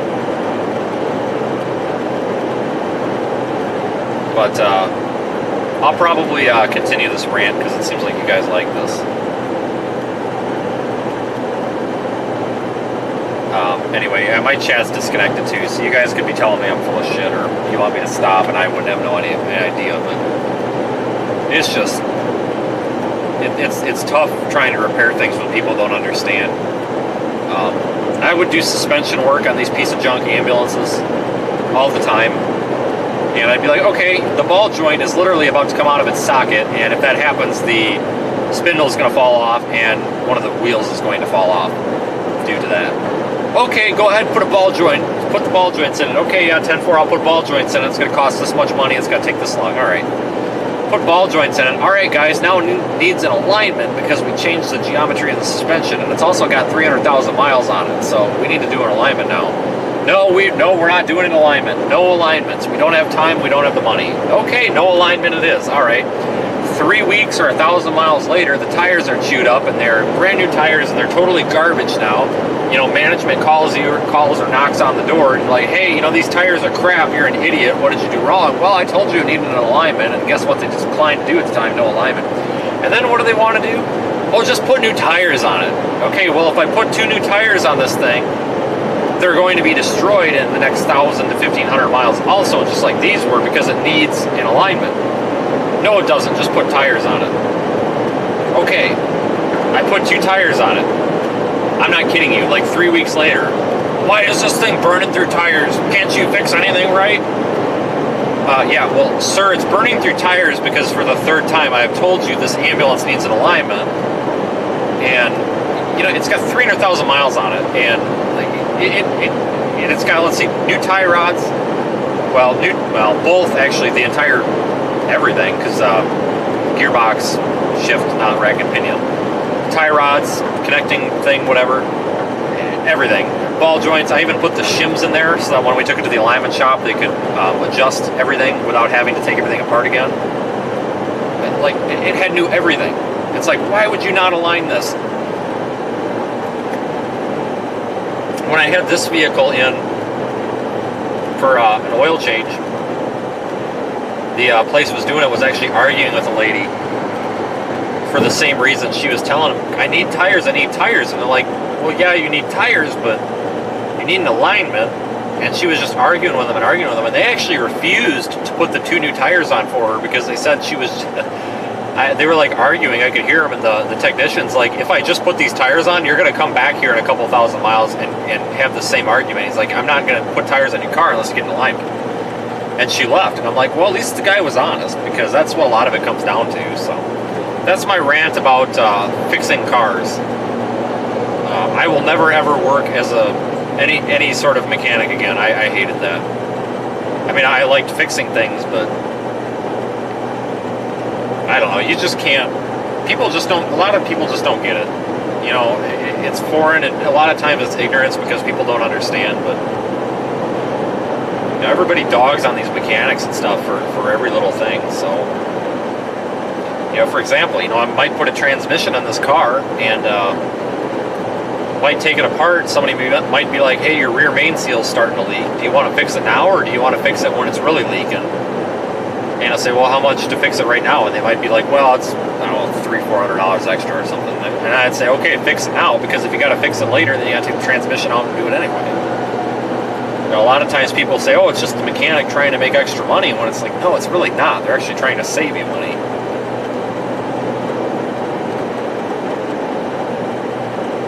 So anyway, that's my my rant. I go on those from time to time, and you guys seem to like it, so...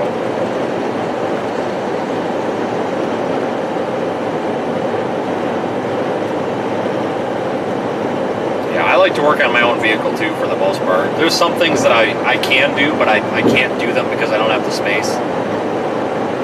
I've been taking my car actually to get oil changes done, just because I don't have anywhere to. I mean, I'll change the oil on the street. Like, that's not a big deal. We're in the parking lot, that's fine, but it's just a mess. And there's actually a quick lube shop in town that's not a chain. It's a family-owned thing, and they've only got 4 employees, and all they do is change oil. Like, they don't even do like coolant changes. Like, they literally just change oil. And they're very honest. They're really nice people too. And they'll change my oil for $33.99. And if I buy the oil and the filter, it's $20. So for the $13, not dealing with the mess, I don't mind.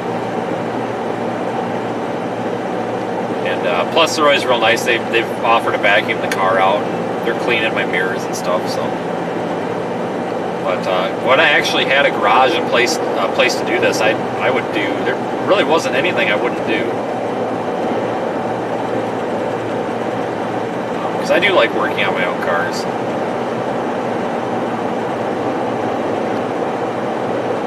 I do live in the Rust Belt, though, so oftentimes this vehicle is not a problem because it didn't come from the Midwest, but a lot of vehicles that I would have such rust issues that if you didn't have an acetylene torch, you could not work on the car, period. You almost had to have an acetylene torch. It used to cut a lot of things.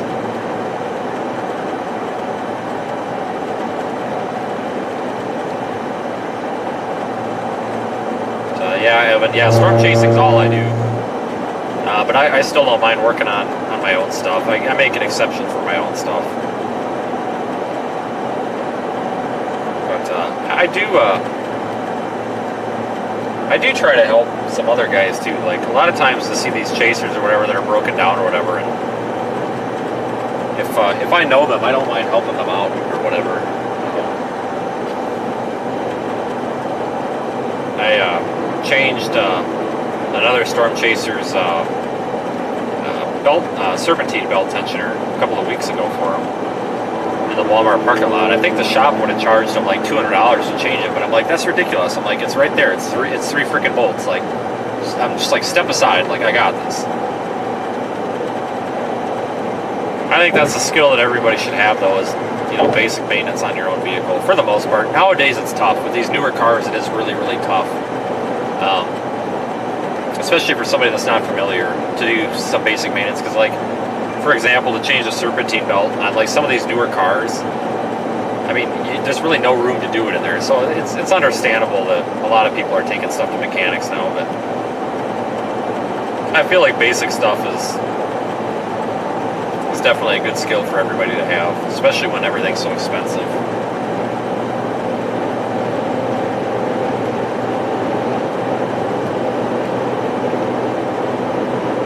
Yeah, you could open a shop just for storm chasers. There you go.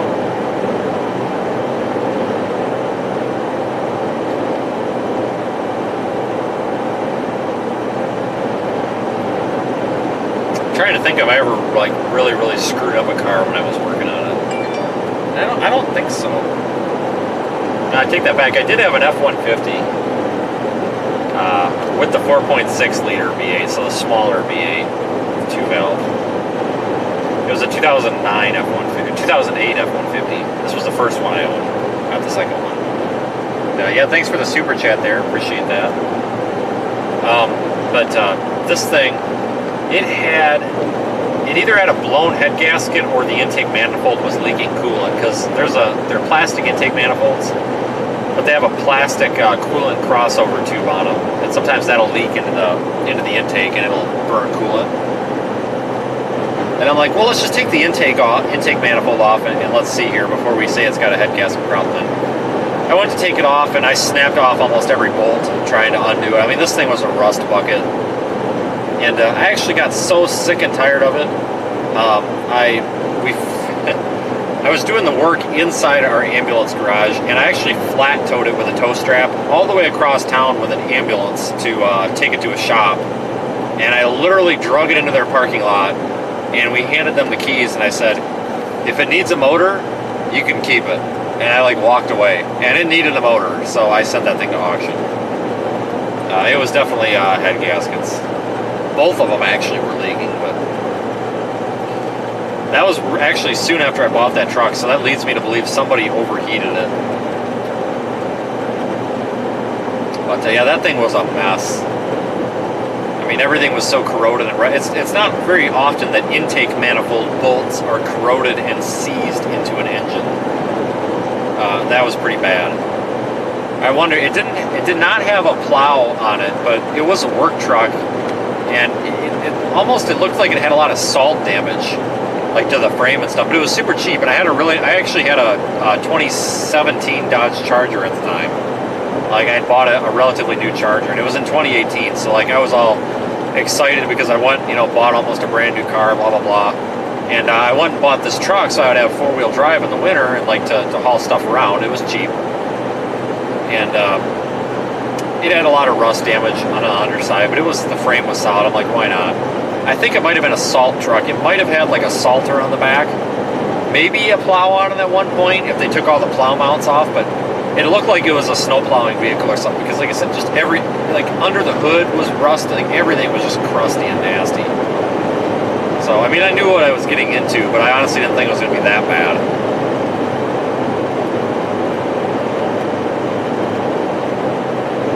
That 2000 that spit out a spark plug, yeah, I believe it. I had a 1998 Ford Expedition that I had to helicoil a bunch of the spark plugs. And you know what?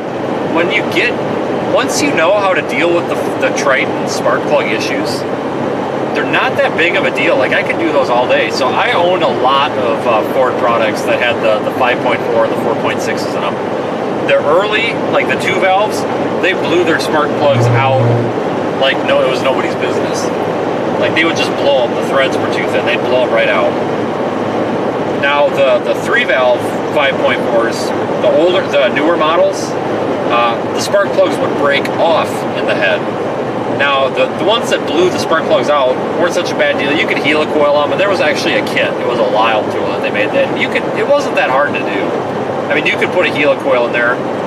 Even like mechanics would do it relatively cheap. It wasn't that big of a deal. But the ones where the spark plugs would break off in there was a little bit more of a pain in the ass. There was a Lyle tool that they made where it was a jig that you would put in the spark plug well, and then you would drill out the spark plug, and you would crush all the porcelain, and it would fall down inside the cylinder, and you would have to blow all the chunks out with like compressed air. Additionally, you could try to shop vac it and all this stuff too, but that was kind of a pain in the ass because you had to like drill this thing out.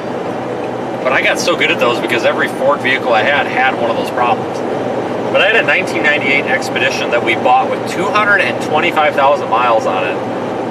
But I bought it because it had the damn exhaust manifolds replaced on it already, because those gaskets go bad. And it's expensive because sometimes you have to pull the engine if all the studs break off. Sometimes you can get in there and get them out with a welder. But it was actually a really nice running vehicle, but I think the transfer case leaked all of its fluid out. We were driving to Colorado, and like you could smell like burning gear oil, and I'm like, smells like transfer case fluid to me. And I'm like, this ain't good. So I looked at a rest area. I peeked under there, and it looked like there might have been a little bit of wetness by the drain plug on the transfer case, but nothing too big. The seals weren't leaking, and I thought, well, that's weird. Maybe it had a little bit of a fluid leak, but it wasn't like the seals weren't like blown out. I'm like, okay, we're probably all right. I smelled a little bit of burning fluid, but I thought, well, it's a 98 with 250,000 miles on it almost. It probably is going to stink. Well, we're going up a hill, and it felt like it downshifted. It felt like it actually lost overdrive. And I heard a clunk, and I'm like, oh, that ain't good. And then I'm like, well, maybe it's because we're going up a steep hill. Maybe it just missed a gear. Because, I hammered on the gas, and it downshiftted. So I thought we probably just skipped a gear. And then I realized it was like redlining the motor. I'm like, well, this is weird. So at that point, I'm like, God, maybe I just blew my transmission. So we're going down the hill, and I shifted into neutral. And I just let it coast down the hill, and I'm like, okay, we're fine. It's RPMs drop back down to idle. So I stopped the vehicle, I put it in gear, and it's driving fine. And then all of a sudden I start hearing this like ratcheting noise, and I'm like, okay, now something's definitely broken. And I'm like, okay, this is weird. And the vehicle, like, it was driving like it was stuck in four-wheel drive low. And if anybody knows about four-wheel drive, when you're driving in four-wheel drive low, you know you're in four-wheel drive low, and you probably shouldn't exceed like 30 miles an hour. So we're on the interstate, and I'm like trying to get this thing up above 20 miles an hour, and I'm like, God, this thing's acting weird. So I pull over, and I thought like the transfer case, the shift motor might have went out. So my plan was to take the motor out and try to manually shift it back into two-wheel drive. But I didn't have the right tools with me. Like I did not have a socket that fit it. So I called around, and there was not a single shop on the west side of Denver that would touch it. And I begged them. I even called a truck service place, and they're like, well, we're set up for semis. I'll have to charge you, the $200 an hour. I said, I don't care. I need somebody to look at this. Like, will you please look at it? And they're like, yeah, we'd rather not. And I'm like, you've got to be kidding me. So then I just showed up at a place, and I'm like, can you, and the guy's like, well, you know, we don't do that, blah, blah, blah. You know, I'm appointments only. And I literally just like stared him down. I said, I don't care how much it costs. I said, you can charge me whatever. Will you please just look at this car? I said, I do not care how much extra you charge me. He's like, okay. Well, he gets it and he drives around the parking lot. He's like, yep, transfer case is shot. I'm like, yep, sure is. And he didn't want to touch it. But he told me the name of another shop that might touch it. So we start driving, and it's only 8 miles away. So I'm like, 8 miles? Yeah, I can drive 8 miles at 30 miles an hour. So I'm just going to drive down the shoulder of the interstate. Keep in mind, we're trying to get on our vacation here. So we're driving down the interstate, and like, I hear a bang, and I'm like, oh, this ain't good. And I had this thought where I'm like, you know what? Why am I bothering driving this thing really, really slow? It's already broken. I'm just going to like drive it at 50 miles an hour. We're obviously stuck in four-wheel drive low. Something's broken in that transfer case. You know, full send. Let's go at least 50 miles an hour so we don't get rear-ended. So I tried going 50 miles an hour, and then all of a sudden I hear this bang, and something flew out the back of the car, and something broke, and the engine stopped. I'm like, okay, something is really broken now. The front drive shaft that goes from the transfer case to the front differential actually broke and ejected out the back of the car. And the rear drive shaft, actually, the U-joint blew out on it at the transmission. So the rear drive shaft was hanging, and what I actually saw, I think, was the little, like the pieces of the U-joint that shattered, that flew out the back. And then a little bit later on, as I was coming to a stop, the front drive shaft flew out the back too. So at this point, I'm like, okay, something really is wrong here, because my transfer case is no longer attached to either of my drive axles. Like, something's definitely broken. Like, clearly we have bigger problems here than just a transfer case shift motor. So I think that transmission, or the transfer case, was super dry. I honestly think it probably didn't have any fluid. It probably overheated, locked up, whatever. So we're sitting on the side of the road, and like nobody will come get us, because I pull into this fire department that doesn't have an address on the building. There's no address on the building at all. So I'm like, I don't even know who to call. So I call the cops, and I'm like, can you tell me where I'm at? And they're like, yeah, you're at fire department, whatever. And I'm like, what's the address here? And she's like, I don't have an address for that building. I'm like, yeah, I don't either. And she's like, well, whatever. So she told me to call the Colorado State Patrol. So I called the Colorado State Patrol. And they were trying to locate us, whatever. They called for me a bunch of cab companies. We couldn't get Uber because it was out of Uber's range. And like, they were literally calling people for like 4 hours trying to find us. Couldn't find anybody, so they sent a cop out. And this cop, Colorado State cop, shows up. And it was funny because obviously everybody knows everybody out there. He's like, well, have you been down the road? And I'm like, no, why? He's like, well, he goes, hang on, I'm gonna see if I can get you a ride. Gets back in his car, like peels out of there. I'm not kidding you, at like 90 miles an hour. Like, he just floors it. And comes back like 5 minutes later. He goes, oh, well, Steve was getting off shift, but he's got plans or whatever. And I'm like, well, who the hell is Steve? Apparently Steve's another guy he works with that apparently is down the street, whatever, I don't know. So this Steve couldn't give us a ride into town. So this cop's just gonna give us a ride into town. There's a tow truck coming, but the tow truck wouldn't let us ride with because of COVID. And I'm like, that's the biggest BS I've ever heard. And I told the tow truck lady that on the phone. I said, so you're telling me you're gonna take my car, but you're gonna leave me stranded here? And she's like, yeah, we can't have anybody because of COVID. And I said, I'll put a freaking hazmat suit on at this point. Like, what do you want me to do? Like, I can't stay here. It's 90 degrees out. It's hotter than hell. Like, I'm going to die out here. She's like, well, then no exceptions. And I'm like, can you at least send them with some bottled water? I'm like, we're dying. Like, we're literally like roasting out here. It's like 95 degrees in direct sunlight, and there's nothing around here. And we've been sitting here for like 4 hours. She's like, no exceptions. And I'm like, okay, well, come get the car. And I told the cop that. He's like, that's the biggest BS I've ever heard. He's like, I'll give you a ride. So he's gonna give us a ride to the next town where we can at least get an Uber. So he opens up his passenger seat to make room for me and Nikki.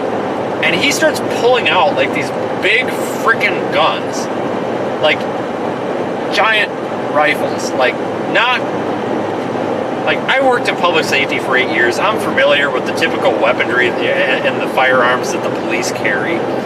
And I have no idea what this guy pulled out of his passenger seat, but it was like the biggest monstrosity abortion of a rifle that I've ever seen. He pulls it out, just throws it in the trunk. Now then he walks around to his back seat, and he's got this big grin on his face because I'm staring at him like, what the hell is this guy doing? And he just like starts pulling all these guns out of his back seat, and he's like throwing them in the trunk. And he pulls like 5 guns out of the back seat. I'm just like, what the hell? And he's like, okay, you can get in or whatever. And I made some joke about him. I'm like, I said, you don't even know who I am. I said, I could be crazy or whatever. And he's like, I probably should have one of your driver's licenses and make sure you don't have like a warrant or something. I'm like, yeah, that's fine. So I give him a driver's license or whatever. And, he doesn't have any data out there. So he calls it in over the radio. And his dispatcher didn't know how to run a Wisconsin driver's license. Now, apparently his dispatcher on the radio was the same person I talked to on the phone. And it was kind of funny because he basically told her to just, on the radio, she could not run it, like run the license. So he just told her, he said, just forget it. So we're going to pull out of there, but the tow truck driver shows up at the last second. And he's like, okay, well, let's see what the tow truck driver wants. And the tow truck driver, who is so incredibly incapacitated and high on marijuana that if my vehicle would have been salvageable and I was going to fix it, I would not have let tow my car. But he goes to winch this thing up and he looks under there and he goes, there's your problem. And I'm like, what? You're missing your drive shaft. You can't drive without your drive shaft. And I look over at the cop and I look over at him and the cop's like, oh my God. And I'm just like, yeah, that's why I'm getting towed. The drive shaft fell out. He's like, you just need a drive shaft. Like, you just got to hook it back up. And I'm like, no. I said, no, dude, it's broke. Like, we're getting rid of it. We're going to go buy a new car right now. Let's take it to the dealership. Let's trade it in. And he's like, oh, you need your drive shaft to drive, man. And I'm just like, yeah, I get it, dude. But you don't understand. Like, the drive shafts are missing because something else horrible went wrong. This guy is so high, like, I was not comfortable with him towing the vehicle, but I didn't care. I'm like, whatever, his company's probably got insurance. So, whatever. So, he's like, oh, you can come with me, man, whatever. And I'm just like, you know what, screw it. So, we rode with the tow truck driver to CarMax. CarMax gave me $200 for the vehicle. Big deal. I took it. I'm like, I don't give a shit. Like, I'm not going to tow this thing home. Just give me $200. So, we bought a different car. We bought something else. But that was the most interesting experience I ever had with a car on a vacation. And I actually emailed the person, the supervisor, whatever, for that like troop of the Colorado State Police. And I told him, I said, I appreciate it. I told him, out of all of the people that I called in 4 hours, cab companies, private people, I called the fire department, the local fire department, because I was in their parking lot. I asked them, I said, I will give anybody $300 if they'll just drive me to the next town so I get an Uber. And they never called me back, which really ticked me off because I told them, I said, hey, I'm EMS, I work in the industry. Like, can I get a favor from one of your volunteers? Like, I really need help getting out of here. It's like, yeah, I'll call you back. They never called me back. And they did not go on a call because I was in their parking lot. But anyway, I told the cops, I'm like, hey, you were the only people that gave a damn that actually tried to help me, and I appreciate that. And I said, tell this guy I appreciate it. And the guy wrote me back or whatever, and because I told him about the incapacitated and the super high tow truck driver, and he's like, yeah, I would never let that towing company, touch my car or whatever. And I said, yeah, well, you should have told me that ahead of time, but whatever. It was a ridiculous experience. And I wish I would have had a way to live stream it at the time. Oh yeah, and the tow truck driver was trying to get me to like smoke pot or whatever. I'm like, dude, I don't do that. And I told him, I said, if you want to do that, I'm like, that's fine. I said, I really don't care. I'll be honest with you guys. What other people do is what other people do, but I don't do that. And I told him, and he's like, are you sure? I'm like, dude, I don't do it. Whatever you do is you, but. And I'm like, wait a minute, like, you're a tow truck driver, and you're out here smoking pot in your tow truck? Like, are you kidding me? Like, that's really weird. Because, like, you can get charged for being high while driving. And here we've got a guy with a CDL out there, which, well, he might not have had a CDL. You might not need a CDL to drive a tow truck in some states, but it was quite the time. And like I said, we were just out there, and I was getting so pissed. Like, nobody would help us. Like, I called the cab companies. I called this. I called that. And I called the police department, the local police department, and they're like, you need to call the state patrol or whatever because we don't really know where you're at, whatever. So she told me, she's like, because I didn't know where I was because there was also no sign on this building. It was a fire department, but there was no sign. It literally just said fire department. And I'm like, well, what fire department is it? And so I'm trying to describe it. She's like, well, can you describe your surroundings? And I just laughed. And I said, you're kidding me, right? And I said, I'll try to figure it out. She goes, no. She goes, we know everything and we know everyone out here. She goes, describe your surroundings. And I'm like, okay, well, there's a bunch of trees and blah, blah, blah. And she goes, what side of the road are the tall pine trees on? And I'm like, you gotta be kidding me. There's a bunch of tall pine trees on one side. I said, well, they're on the north side of the road. And she goes, okay, well, you're on 71 or whatever. She goes, you're probably, about an hour outside of Fairplay, which is where I am. She goes, did it rain recently? And I'm like, no, it has not rained. She's like, okay, well, you're not where I thought you were because it just rained there like 20 minutes ago. I'm like, okay. And she literally said, I'll call you back. And then she hangs up on me. Like, she goes, I'll call you back, hangs up. She called me back. She's like, you're at the whatever fire department. Are there a bunch of cars parked there? I said, yes. She goes, okay, they're not on a call or anything. They're just parked there because of whatever. She's like, go look in the window and see if you can see the trucks. And I said, yeah. She's like, give me a license plate. So I gave her a license plate off one of the trucks. She runs one of the license plates. She's like, yeah, that's where you're at. You're at this fire department. And we get through this entire spiel. And then she literally starts laughing. I'm like, what? And I'm just like, okay. She's laughing. And then she starts laughing harder. She goes, all I would have had to have you do was hang up and call 911 and I could have got your location. And I said, yeah, that's what I told the police department dispatcher. And she's just like, wow. So we went through this like 45-minute deal to figure out where we were. And we could have just like called 911 and she could have geolocated the phone. So whatever. But she meant well and she was so helpful too. She even offered to come get us. She's like, well, she goes, I get off at 11 p.m. And I said, I'll probably still be here. I said, have a nice drive home. Because I'm thinking, like, why is she telling me that? She goes, well, I'm an hour away. She goes, I live halfway between us. She goes, if you can't find anybody, like, I'll come get you. So I was so surprised. Like, these people that are, like, just west of Denver, getting up into the mountains, like, they are all so helpful out there. Except for the mechanics, man. They were terrible. But, like, the police departments, like, they were so... Here's the call taker offering when she gets off of work to come and give us a ride. And I literally told her, I said, you can tell anybody that's working, I'll give them between $100 and $300 to take us anywhere.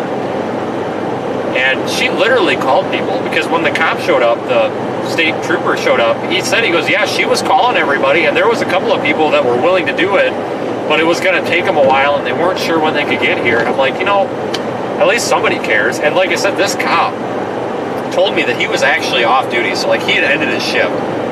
So he really didn't want to take us, but like he was going to. And I told him, I said, I'll give you like $300, dude. I said, and he's like, well, he goes, I'm not working, but I can't take it when I am working. He goes, I'll take you to the next town. He goes, how far do I really need to take you? I said, as far as we have to go to get an Uber. And it was like 45 minutes up the road. He was going to do it. So, nicest guy ever. I probably should have like slipped him a $100 bill or something, like somehow just like left it on the seat or something, because he offered, because I wanted to wait for the tow truck, but I didn't want to keep the cop waiting. But he offered, he's like, well, if we need to stop and like get drinks or something or whatever, he's like, if you want me to like go get you some bottles of water and something to eat, he goes, I can bring it back. I mean, he was super helpful. And the call taker at the state patrol or state police, whatever they are out there, that was on the phone with, she kept asking, she's like, well, do you need me to send somebody out there right now with like water? And I'm like, well, we're not dying yet. Because she couldn't send somebody out there right away because they were all busy. Like they were really short-staffed at the time because of COVID or whatever, and they were super, super tied up. And she's like, she goes, but if I need to get somebody from somewhere else, I will. I'm like, no, we're not dying yet. But I just couldn't believe it. Of all people that I called, and I called so many people, the Colorado State Patrol was the only ones that did anything, and they wanted to go above and beyond helping. I mean, like I said, the freaking call taker was offering to come give us a ride. And then they were all concerned about helping save the vacation, dude, because I told them, I said, we're on a vacation. And they're all like, oh, well, like, they're all like, well, do you need to go get a rental? Like, is there anything we can do to help you or whatever? And I'm like, no, but I just want to make sure my car gets to where it needs to go because it's full of stuff. because it was packed. We were going camping, and it was a mess. But luckily, a couple of people cared, and that's why I always try to stop and help people. Like the other day when we were headed out to Glendive, Montana for that late night storm chase, there was a couple on the side of the road that were changing a camper tire, and they really didn't look like they had a clue what they were doing. So I spun back around, and I went and I stopped. I was going to help them, and they really needed a better jack. And I knew Brandon was like 20 minutes behind me, and he's got a big jack. So I called him, and I'm like, okay, get your ass up here. And we brought a jack. We got it changed without the big jack, whatever. But I try to like help these people because I feel so bad. Like, especially some of these remote areas, like there isn't anybody to help, and you're screwed.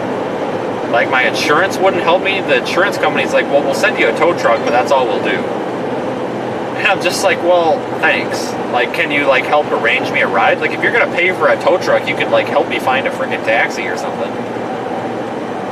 But yeah, that was the day that I about lost it. I was so frustrated because I literally could not get any help, like at all. Like nobody would do anything, and I'm standing there. I'm like, okay, I cannot like just pinch a tent and live up here. Like I have to leave. Like, and we cannot walk to town.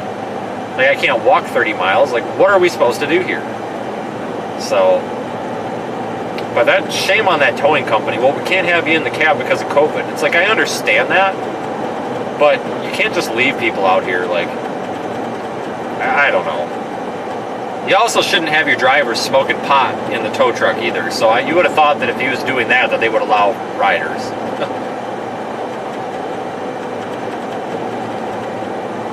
Yeah, that was a good time though. I mean, it ended well. We ended up with a different vehicle. We actually got the car, and got back on the road right away. I mean, we were back on the road the next day, and the dealership actually was really, really nice. They actually put us in a hotel room. They screwed up. They actually told me, they're like, if you bring us that piece of shit car, we will, and trade it in, whatever, we will do this, such and such deal. And I'm like, oh, okay. But we showed up, but there was fine print to that deal, and they did not know it. They legit screwed up. The way they could do the deal was if the trade-in had a loan on it, and obviously I own this outright. Well, so they couldn't do it. And I told the guy, I'm like, dude, like, I kind of was ticked at that point. I'm like, seriously? Because like we literally had this set up on the phone, and he's like, okay. He goes, well, we can finance it through like a regular bank. He's like, hang on. But it was like 8 o'clock at night. Like they actually stayed open to help us. And he's like, well, we have to. He goes, I can do it, but we have to do it in the morning. I'm like, okay.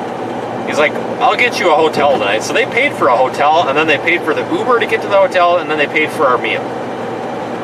And I thought that was really, really nice of them. So it was just nice after that whole ordeal to actually, come across somebody that gave a crap. And it was a CarMax of all places too.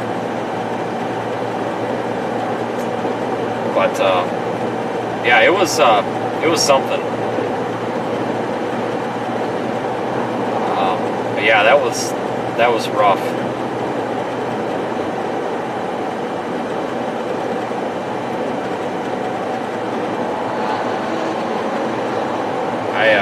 I hope I don't have to deal with that BS for a long time. I hope I don't have to deal with that on a storm chase. But here's the deal: on a storm chase, there's likely, there's people. Here's the deal: if I broke down right now, I guarantee you I could find somebody through the grapevine with the live stream. I know the day I locked my keys in the car, I was about ready to start yelling through the window, like, can somebody call a tow truck or something? But I did have my phone. But it's just, I've had bad luck with traveling. Really bad luck. That's why I feel bad for people that, break down and stuff, especially when they're going to their vacations. I was just surprised that we were able to save the vacation. I honestly thought the vacation was screwed. But it was so expensive. The reason I wanted to buy the car out there and just get on with life is because the cheapest I could rent a car to get home was like $1,000. I'm like, because COVID was making the rental prices super high. And I'm like, holy crap, $1,000 just to drive from Colorado to Wisconsin? Like, are you kidding me? Just buy the damn car out here.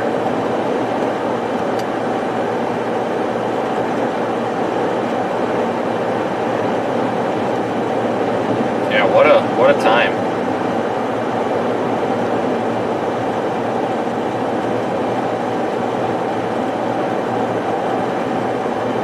I think that's really the only time though that I was really, that I had a really negative experience traveling. That was definitely the most negative.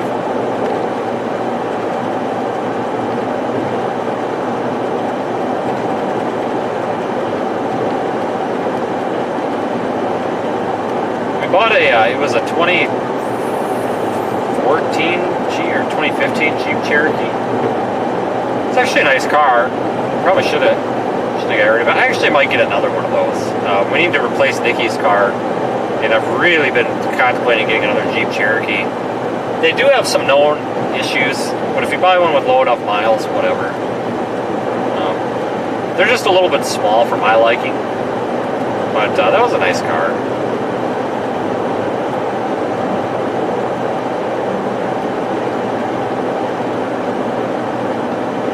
Literally drove it off the lot and immediately drove it up onto the side of the mountain. Got it stuck several times too, just because I didn't know the vehicle and the ground. I wasn't used to the lower ground clearance, and I kept getting it hung up on rocks. And I legitimately thought I was going to lose the thing off the side of the mountain once.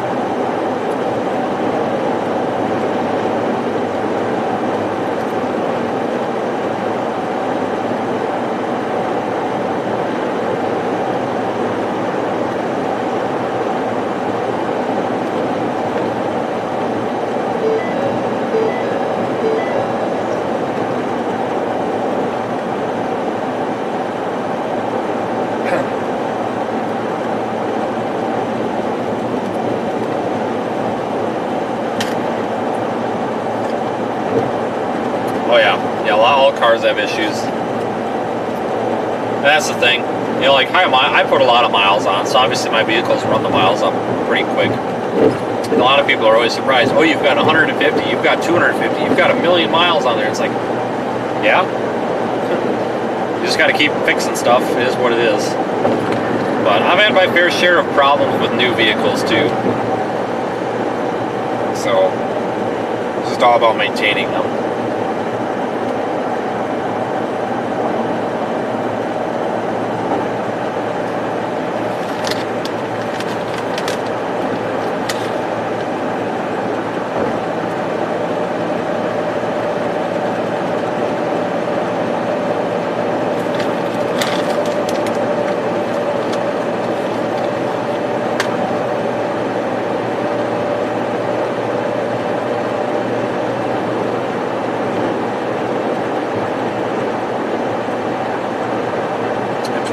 F-150 with 350,000 on it. I believe it. I'd be interested to know if that's the 5.0 or the EcoBoost.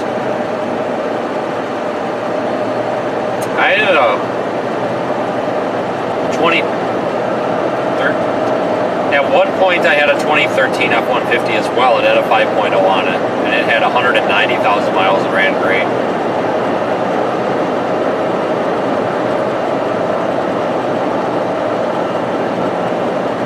Yeah, the F-150s do tend to last, especially the newer ones with like the actual 5 liters in them. That 5.0 is a rock solid engine. I tell you what, the 2011, which was the first model year, had some issues with exhaust valves burning and then causing low compression. But that was, repairable by replacing heads or whatever. But after that year, they figured it out. And I tell you what, that is a very, very good motor.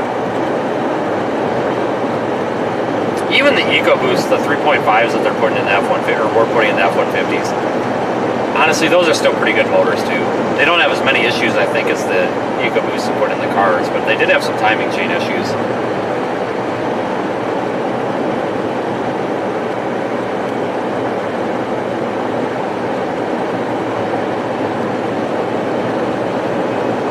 Yeah, I've seen some old vehicles with some pretty high miles on it. You would never know the difference.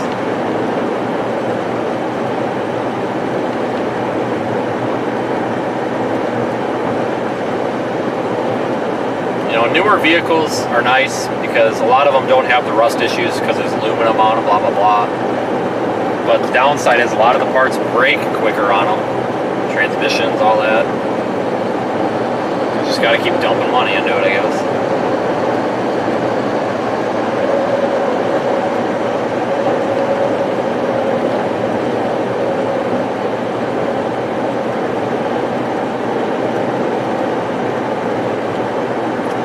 like this Explorer because these 3.7 Cyclone motors are pretty nice. So the most Ford Explorers and Ford Edges, they come with a 3.5 liter V6 with no turbo, 3.5 liter.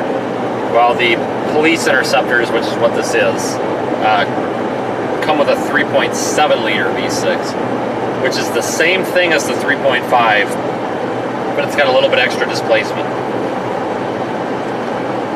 It's pretty much the same motor. You could literally put a 3.5 in here and you wouldn't know the difference. It's pretty much the same motor, same parts, whatever. But this is a pretty rock solid motor. This is the base motor for the Ford Mustang as well. If nobody's actually ever driven the Police Interceptor utility, which is basically the Ford Explorer, which is what, you know, they're really, really fast. Like if you actually are at a stoplight and you like floor it, you will be at 60 miles, you'll be flying. I mean, this is actually a really, really fast car for an SUV. But the problem is they have water pump issues, and it's an internal timing chain driven water pump. And when it goes out, it's like $2,000 to fix it, because you have to rip the motor apart, you've got to redo the timing. But once that's been replaced, it's not that big of a deal because the rest of the motor is pretty solid. So that's why I kind of like these Explorers, because the engines are pretty solid. The transmissions are made of glass, but that's pretty much any new car anymore, it seems like.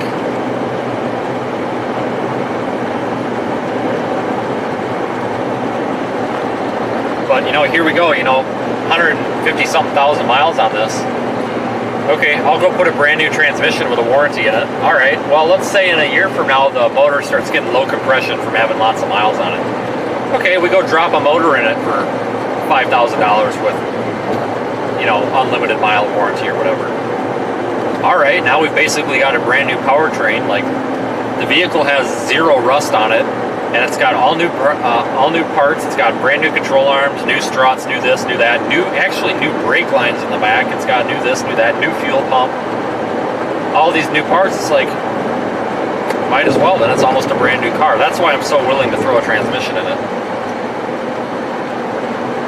Because just from a maintenance perspective, it just makes sense.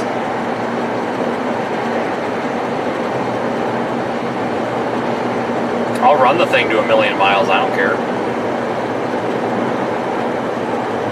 Should make it a contest between all the storm chasers. You know, who could put the most amount of miles on it, on a vehicle.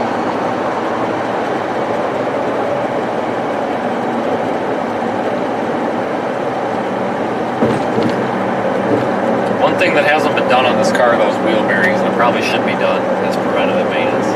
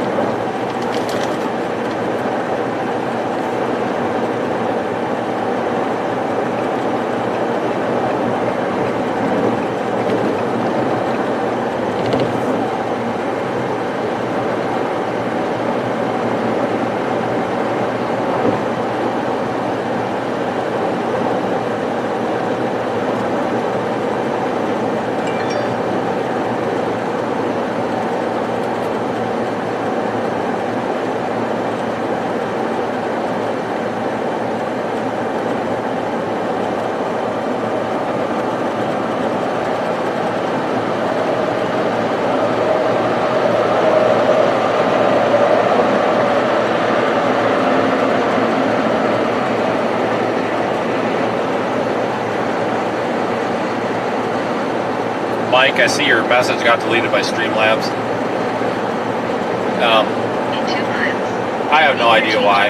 It said foul language, but it wasn't foul. I'm able to see the message. Sometimes the profanity filter is a little bit stupid at times. Where am I going? I'm headed home for right now.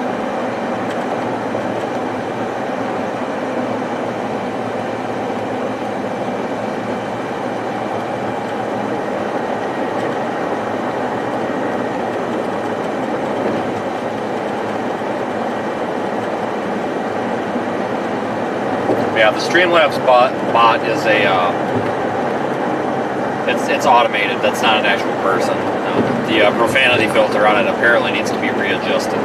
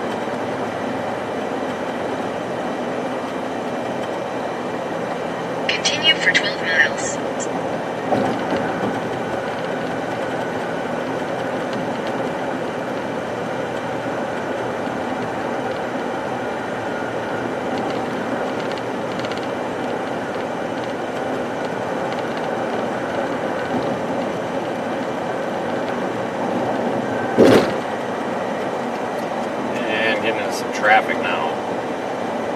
Got lucky this whole time, didn't have much for traffic.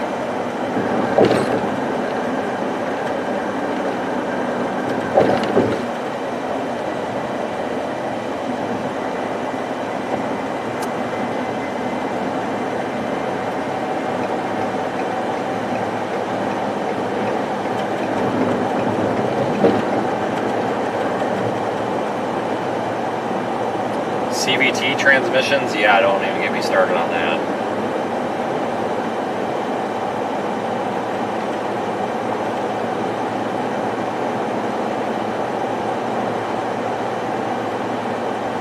Yeah, I'm not a big fan of CVTs either.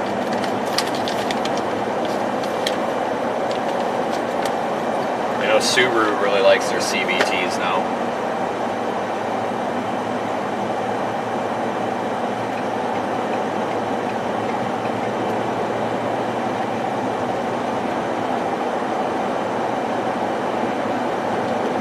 I had a Subaru with a CVT in it as a rental car once, and it was really annoying to drive because you were waiting to feel it shift and it just never does, and you think something's wrong, and then you realize when it's the transmission.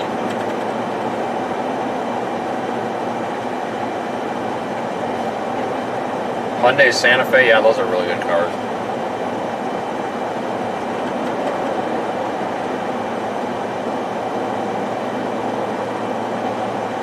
Hyundai makes good vehicles. I wouldn't mind a like late 2010, 11, 12, whatever, like RAV4. Those are really good too.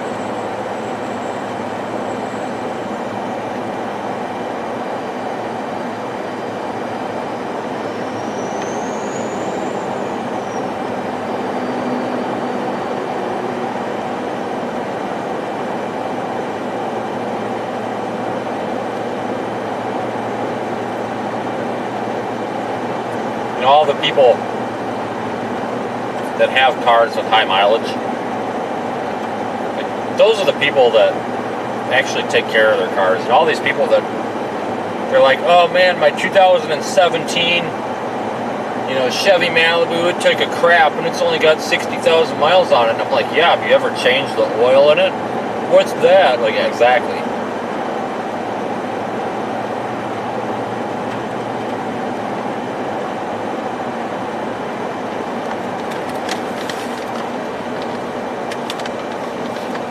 Traffic stopped over here. Man, I'm glad we're not getting off that exit.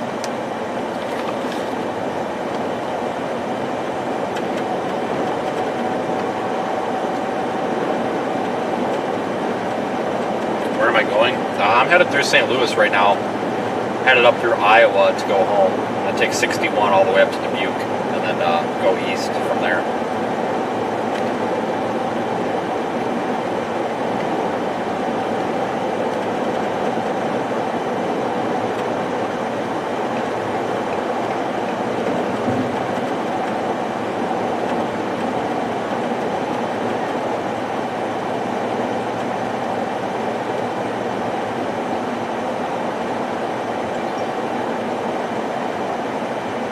Yeah, I try to change oil often because a lot of people don't change their oil. They comment in there about 9 times out of 10 these problems with motors being oil related. You know, these 10,000 mile oil change intervals that some of these cars have, yeah, that's fine and dandy, but a lot of these people like think, oh, if it's got 10,000 then I can go 15, and I'm just like, no. I mean, I changed the oil in this thing. This is a 5,000 mile oil change interval. I think the actual Explorer is like a 7 or 8, but because, you know, it's the service edition, whatever, like they recommend 5,000 for fleets, which is reasonable with synthetic oil. But I typically change it every 4,000, like on the dot. And if I'm going to be going out storm chasing for a couple of days at a time, and I know I'm going to like exceed that by several thousand, I'll change it way early. You know, oil's cheap, but motors are not. I think a lot of people get in trouble because they just don't care about changing their oil anymore. They say, oh, the car says it doesn't need an oil change for 10,000 miles, and it's like, well, I don't know about that. I know they say it, but I don't know if I believe it.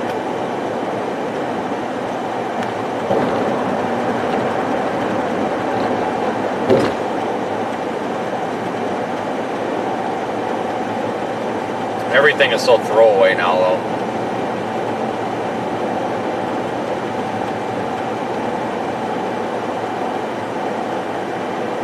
I mean, this thing is a 2015, and a couple of storm chasing acquaintances of mine, definitely not friends, people I've met that are a little bit, I think, jealous of what we're doing out here, but made some comments on social media. Oh, that thing's not even new. That's too old. I wouldn't trust driving that around. I'm like, too old? It's a 2015. Are you kidding me? I was driving a 2006 around like it was nothing. Like, we live in such a throwaway world where a 7-year-old car is considered old. Like, you kidding me? It's damn near a new car.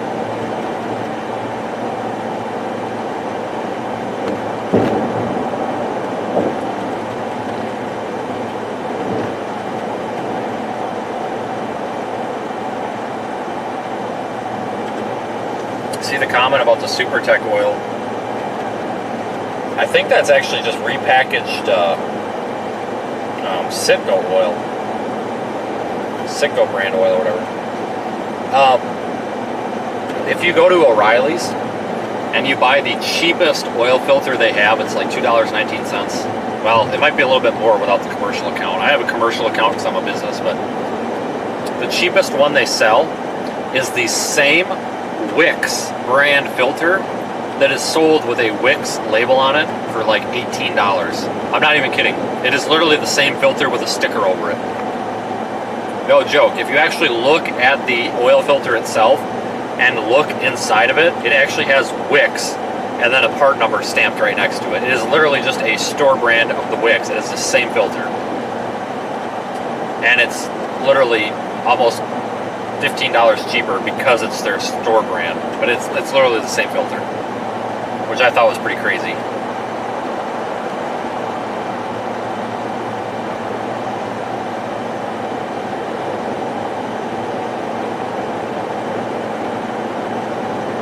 But when it comes to like automotive fluids and stuff, a lot of times oil is oftentimes oil.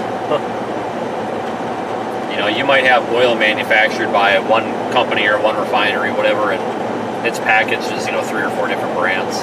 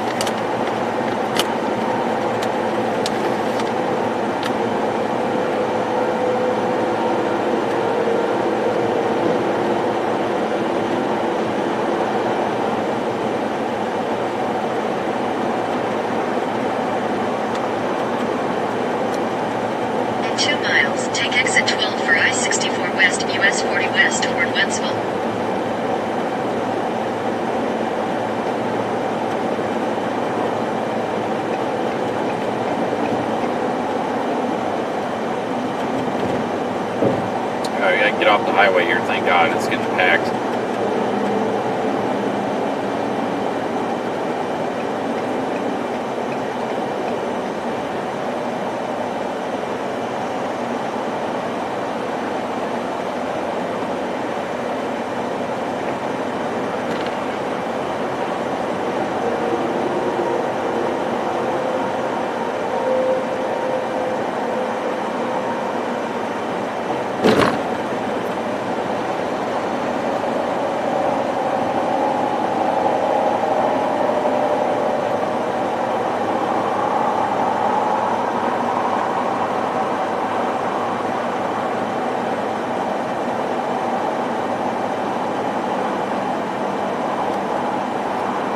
Thanks for joining me, guys. Just out here for a drive. Figured we'd fire up the live stream.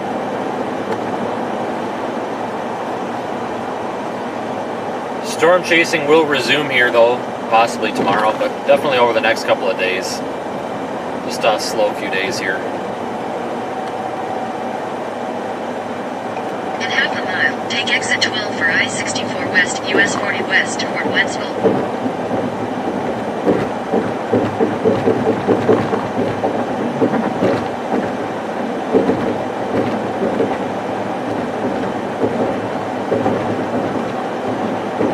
Take exit 12 and keep left at the fork.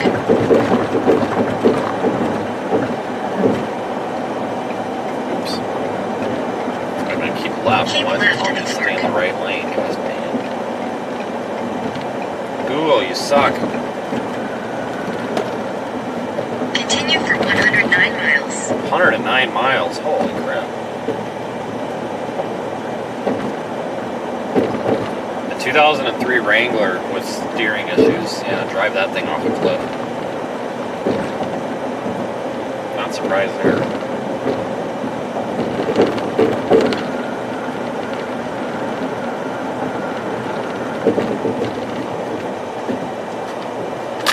We just need to get Tesla to get their asses in gear and make longer range cars and more superchargers. But the problem is, I need to be able to go more than 300 miles on a charge.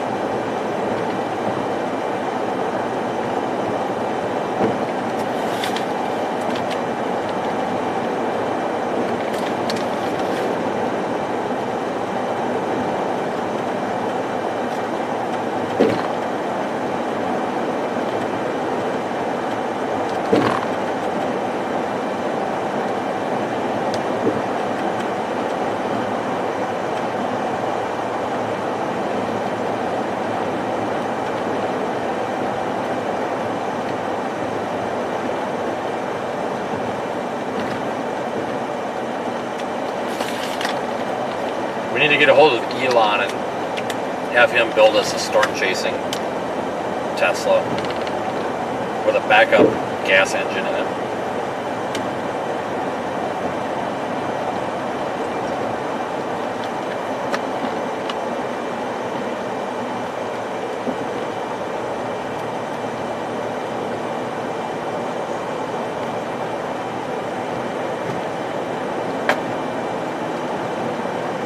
Transmission is not like this hill. You can do it, car. You can do it. Not that big of a piece of crap.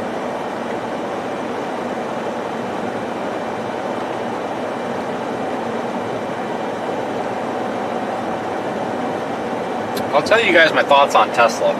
It's probably different than the majority of you based on the chat. So I really like Tesla. The only reason I like Teslas, though, is because I think they're cool, you know?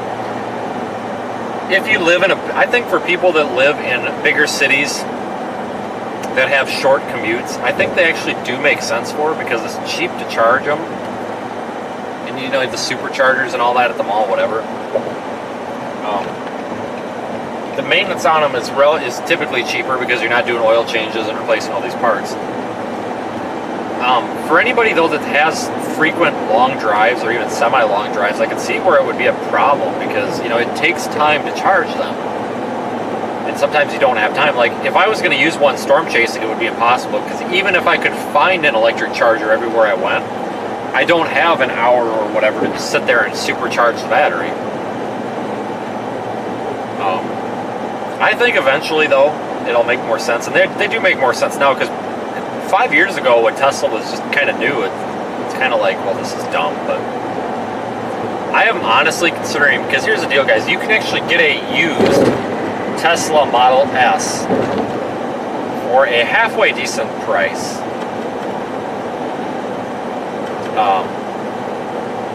And I honestly considered getting one for our other, for our at-home vehicle, because,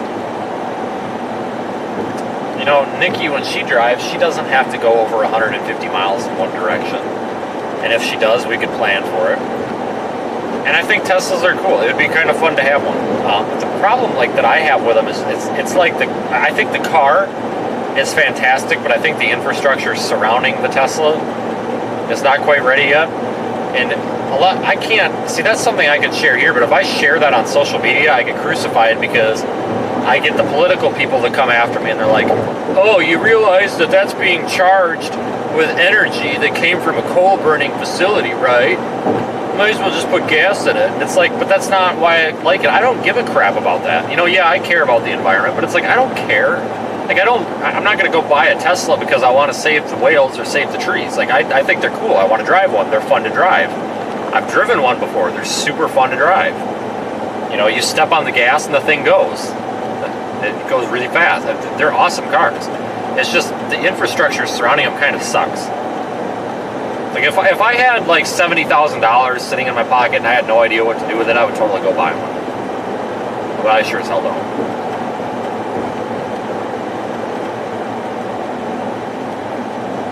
I think, though, I do personally think once they get their infrastructure of chargers and stuff built up and they're more common and we see chargers at every gas station or whatever, then I think it might be more feasible. But anybody that does a lot of commuting, I just think would have a really tough time with an all-electric car, whether it's a Tesla or anything else.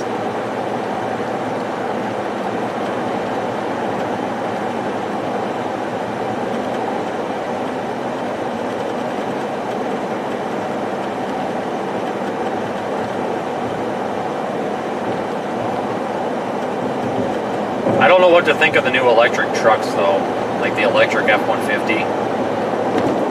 I don't know. That just seems a little bit too ahead of its time.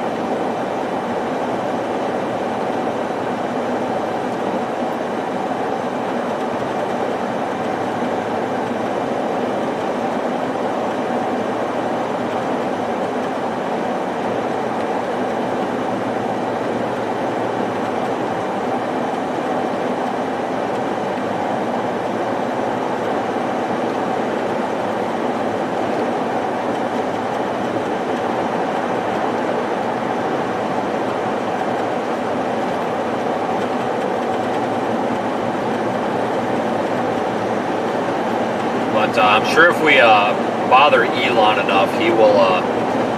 He can just stage Teslas strategically throughout Tornado Alley. Just stage 2 fully charged Teslas in every city of over 5,000. And when one starts running low on battery, we'll just park it and we'll switch to a different one and keep storm chasing. I think we could probably make that work.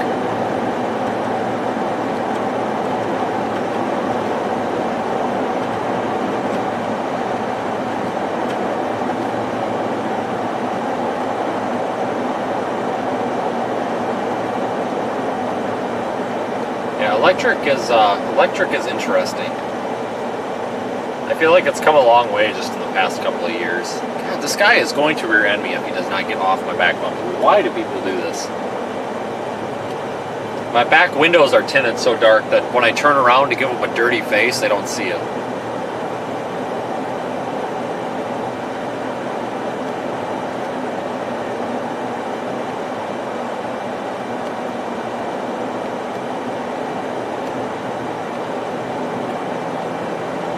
There's a Tesla right now. Look at that on the left there. I do think Teslas are sharp looking though. I think they nailed the design quality. Yeah, this guy right here with the Chevy Avalanche needs a bumper sticker that says, "I suck at driving." That's what he sucks at. Riding our back bumper for like 2 miles and then damn near just rear-ended us. That's all I need, you know, now somebody to rear-end the car and then we're really screwed.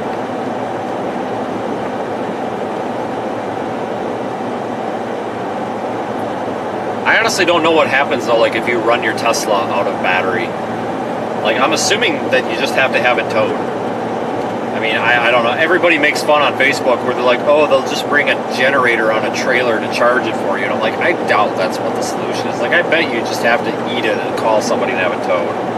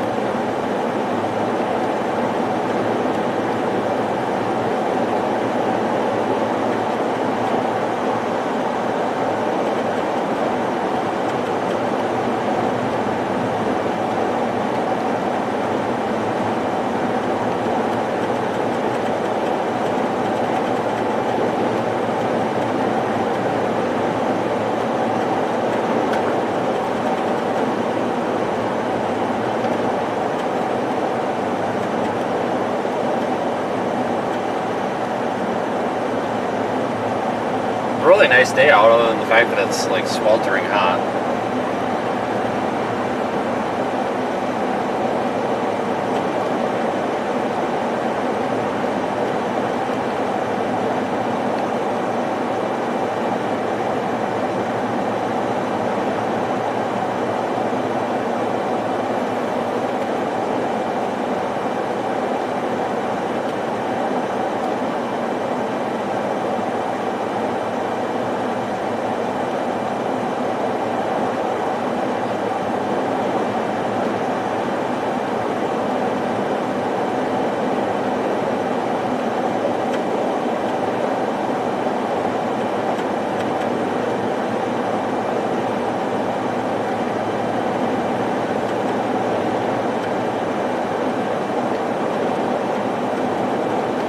Oh yeah, I like doing the road trips. I think they're kind of fun. I mean, it doesn't cost me, well actually it does cost me something. It costs me about $20 every time I fire up this live stream and whatever. I mean, data costs and stuff, but like it's like might as well use the equipment. You guys seem to enjoy it, so I enjoy it too.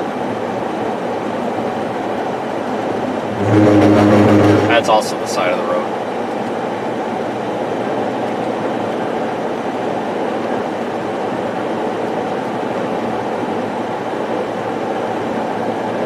Crossing the Mississippi, or the Missouri River, definitely not the Mississippi.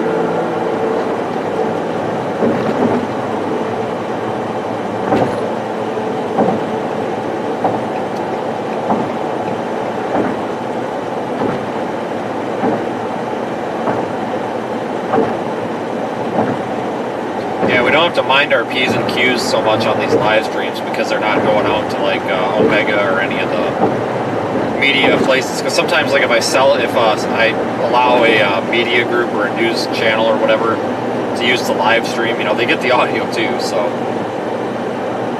it's not the case today.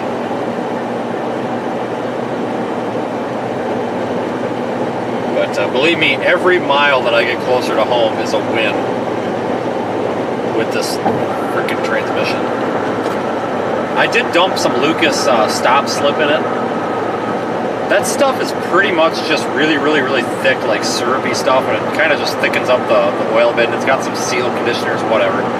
It does actually work to a point sometimes. I mean, if your transmission is slipping, it's broke already, but it buys a little bit of time, and it does seem to be it's not as bad as it was, because before, just riding, you know, like with torque converter lockup and everything up in overdrive right now, doing 73 or whatever, I mean, the car would be jerking. But I dumped a quart of that in there, and it's not, it slips, but it's not like shaking violently like it was. So that's good. So I'm glad I dumped that in there. Just gotta buy a little time, that's all we need.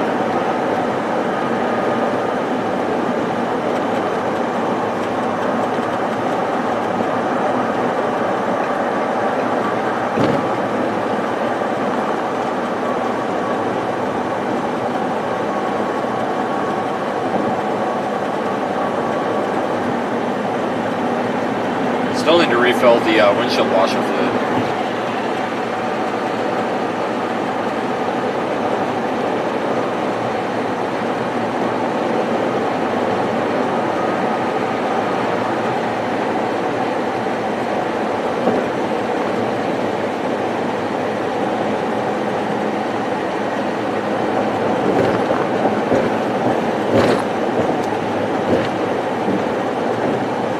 I actually have no idea when I will get home tonight. I'll probably get home like around midnight, I would guess.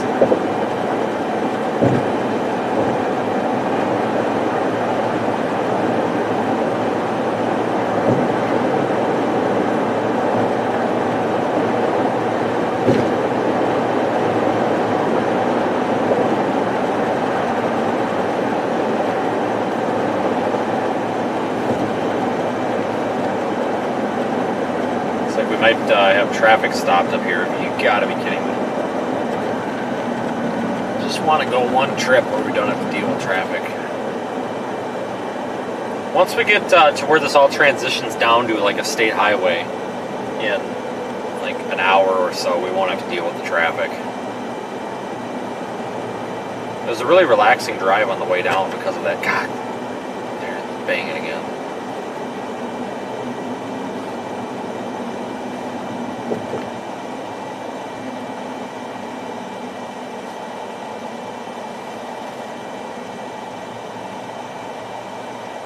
How many miles are I put 100,000 a year on these things. We're over 150 on this already.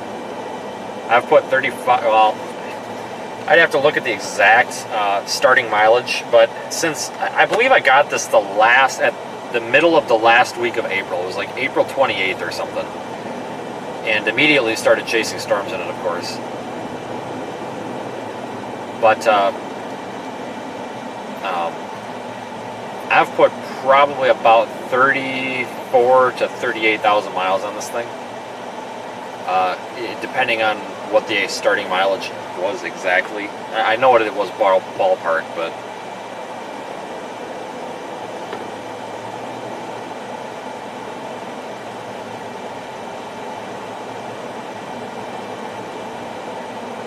put a lot of mileage on this thing. But most, as you guys can see, a lot of it's highway miles, so it's not so much on the brakes and all that.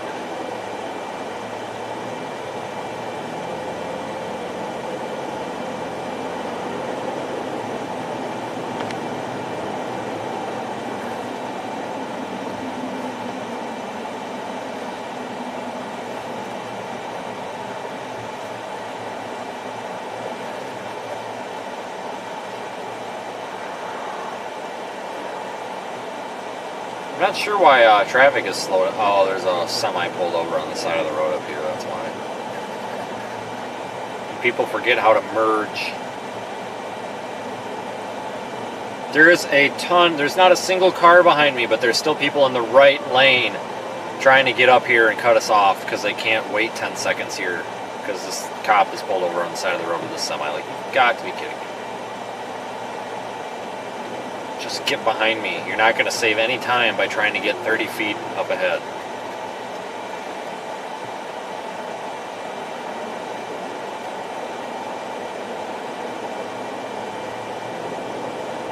Like, alright, you're the last guy I'm letting in, dude. You better get in. Yeah, you better get in, home fry. Alright, you're not going to get in? Well, screw you then. Yep, there. Put your blinker on. You get your ass over. Yep, get your ass in. Let's go. Yep, all the way. Keep in mind, guys, there's not a single car behind me. Not a single car. But all these guys are coming up in the right lane trying to get... And it's all for this semi that's pulled over. So in about 200 feet, maybe 300 feet, we're gonna be past this roadway obstruction. Like, what are you doing?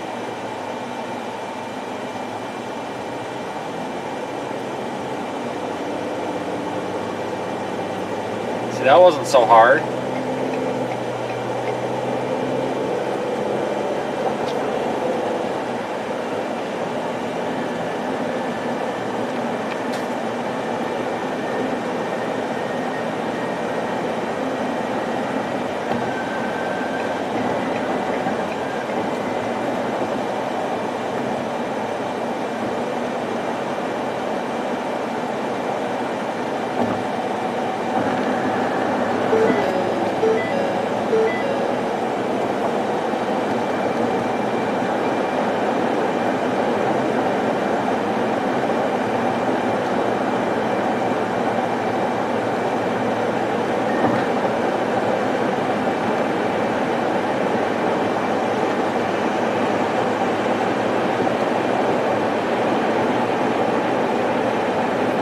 All right, now we're moving.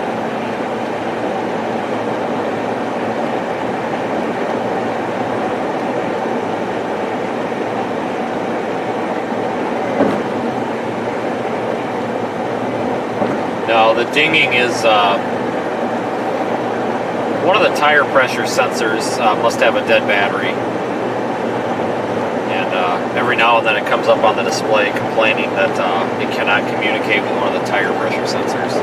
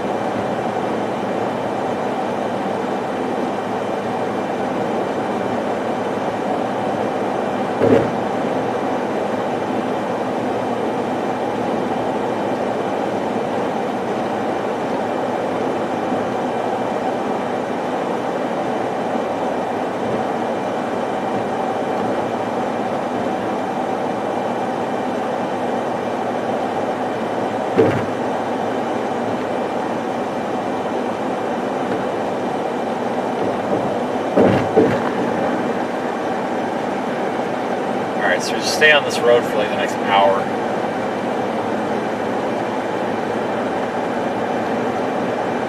See more brake lights, that's never a good sign. Now I see people stopping, that's not a good sign.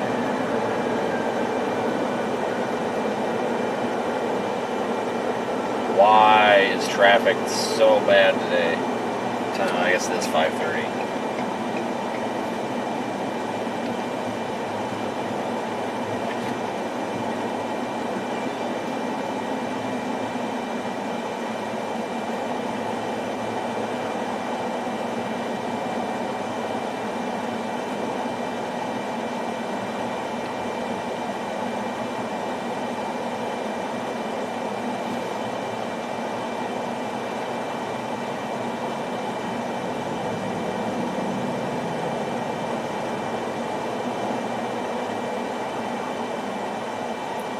Club Car Wash.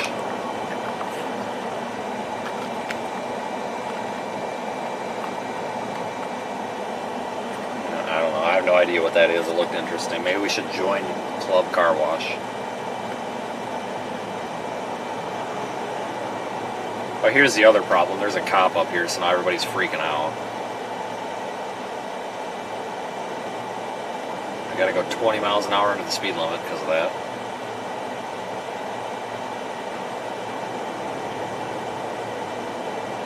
There's a Chevy Volt. My God, what an ugly car. It's like a wannabe Prius. It's for people that don't want to buy a Prius.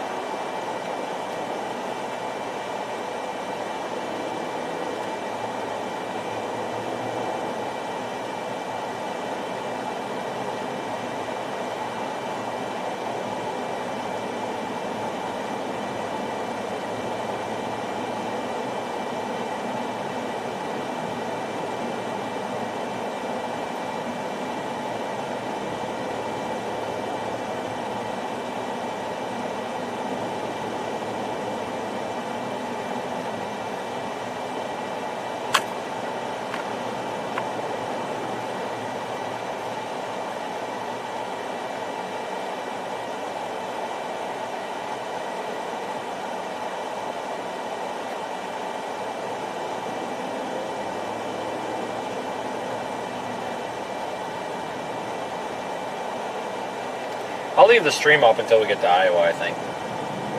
Seem to be having a fairly decent time here.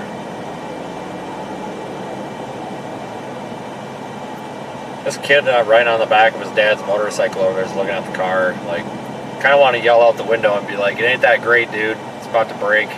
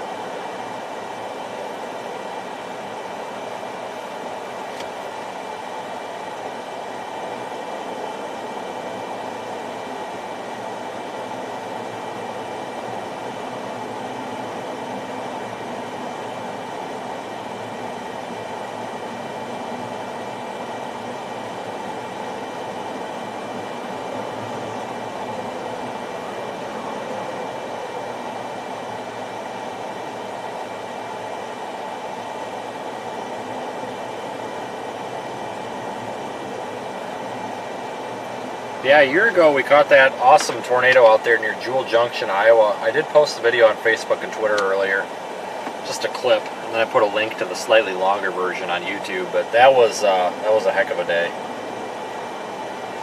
That was well before I was live streaming. But that was one of the most long-lived and photogenic tornadoes I'd ever seen. My God, look at this truck! It's literally a moving billboard. It's a digital moving billboard. That's so cool.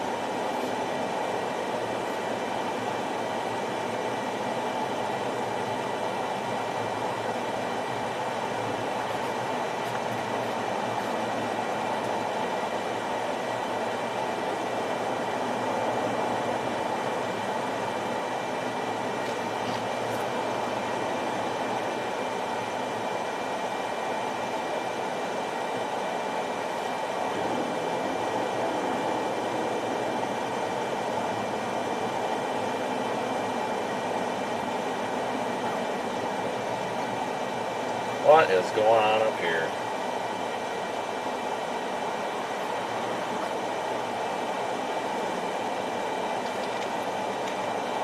Oh, is this truck stopped in the lane? Is that what's... Oh, that's what the problem is? This truck's just sitting there in the middle of traffic.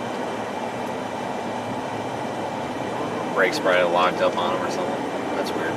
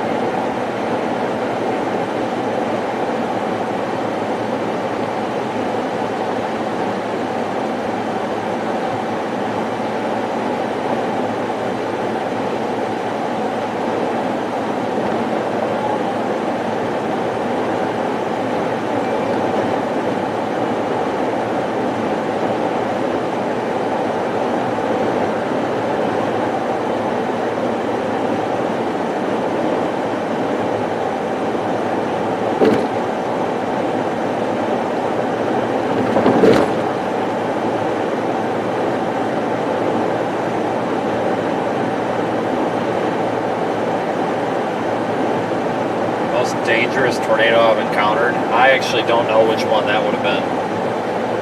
Oftentimes I don't even pay attention to what these tornadoes are rated.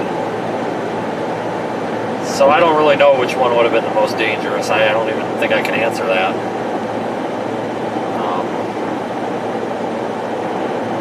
Yeah, I don't really know. I mean, we drove into that one down in Ford City earlier this year, but that tornado wasn't really that strong. It definitely went on to do some damage, but when we were driving into it, it was not too terrible strong.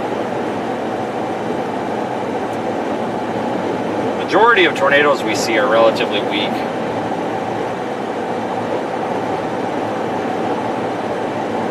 It's not too often that we, well actually I guess I should say this, the tornado that went through Mayfield, that was definitely the most impactful one we saw. We actually live streamed it, but only caught like a glimpse for like half a second with lightning of the tornado.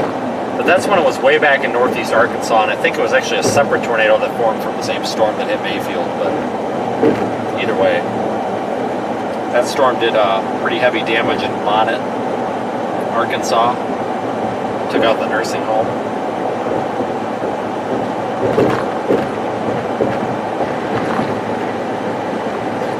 Actually, well, the Winterset, Iowa, that was an EF4. I live streamed that. It had a big freaking tornado in front of us. Great big wedge with a rain shaft shrouding it. That was an EF4. That was probably the most intense one that was live streamed, at least that was visible. So that was actually during the day. That was back in March, I think. Something like that, early March.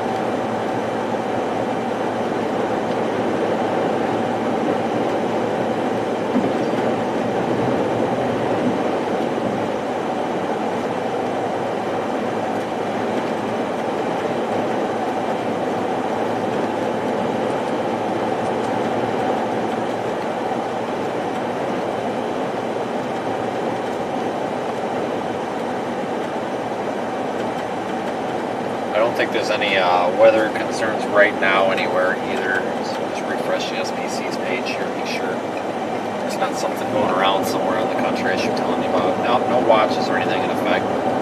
Looks like some strong thunderstorms. Actually, the southeast and the Gulf Coast, lots of thunderstorms, even into Florida.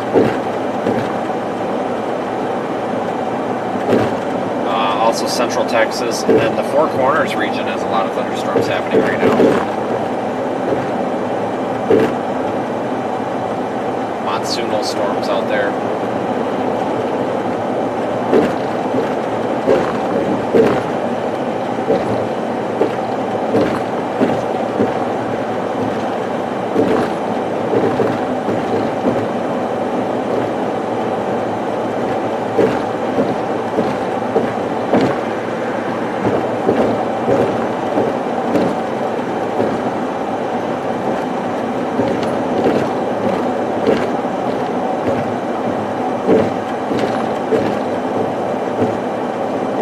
Thanks everybody for watching. Had quite a few super chat people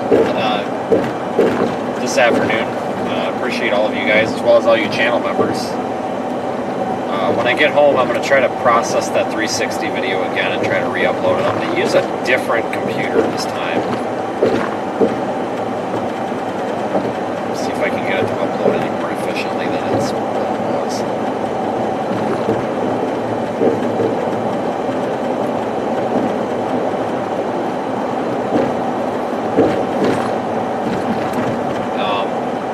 I am just heading home, just live streaming for the fun of it. Taking the scenic route. It's about an hour slower than the most efficient route would be to go through Illinois, but instead of doing that, so we can kind of avoid Illinois, plus take a little bit nicer route, we're going to go up Highway 61 all the way up through East Iowa, right along the Mississippi River, and go up toward Dubuque, and then cross into Wisconsin and Dubuque. Same way I came down, and I actually really enjoyed the drive.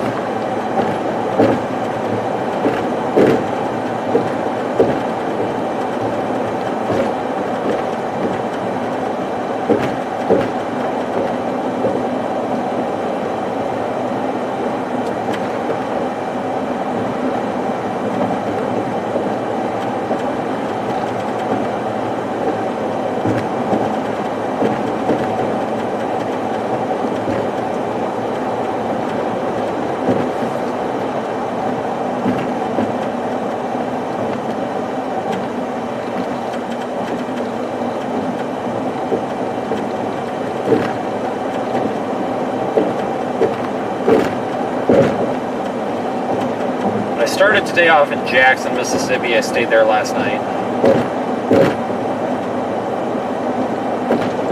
Forgot my my debit card at the Applebee's. I went to go get gas this morning, and I'm like, crap, I'm missing my debit card. So I called the Applebee's, and they had it. They let me in before they opened, which was nice of them. But I do have a left lane.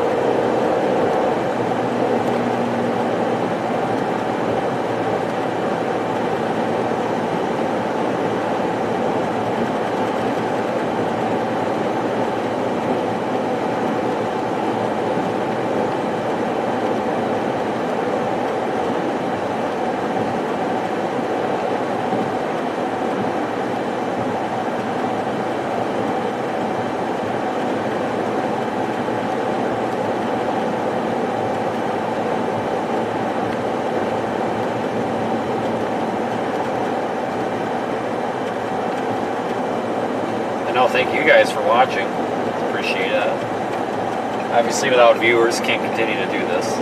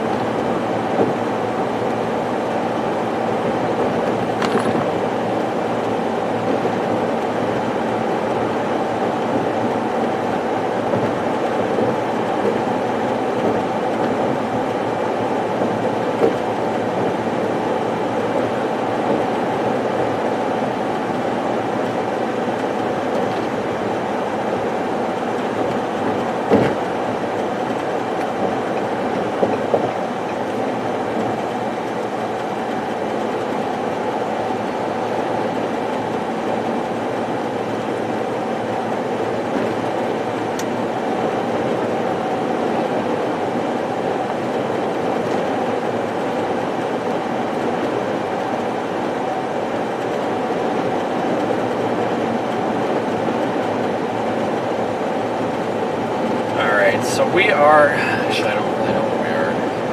I should have figured that out before I said it. Halfway through Missouri. We're north of St. Louis. Went through Wentzville a little bit ago. Coming up to the town of Troy. This is Highway 61. It's definitely the way that I'm going to start coming down this way. It's an extra hour, but it's a much nicer drive. Driving through Illinois is just boring, you know, the flat interstate, it gets really boring. And I drive through it so much, it's nice to have a different route to take every now and then.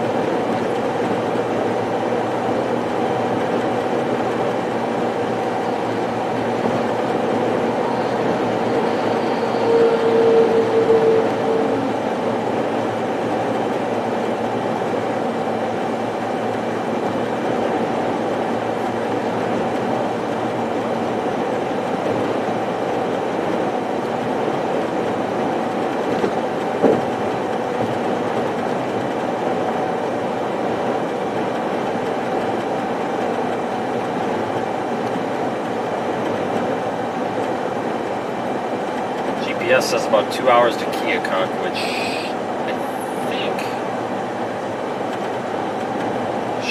I do believe is the southernmost point. Yeah, it is the southernmost point. So we have about 2 hours yet until we get into Iowa. It seems like it takes forever to drive through this part of Missouri for some reason.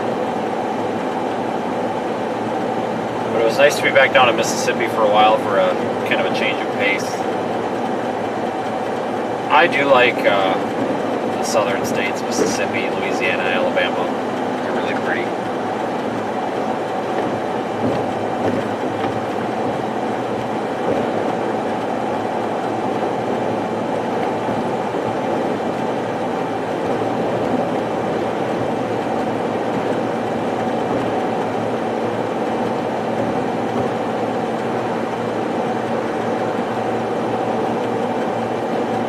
Gas was definitely cheaper down there.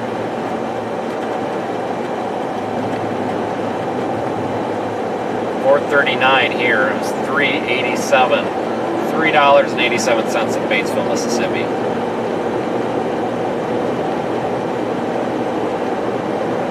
Probably guess where I filled up.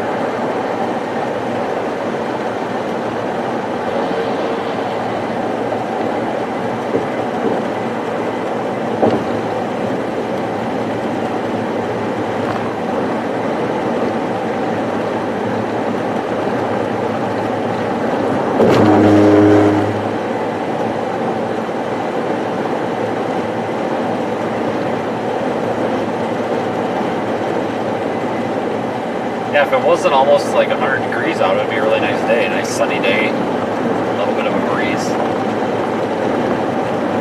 We're sitting here between 95 and 100. That's pretty warm.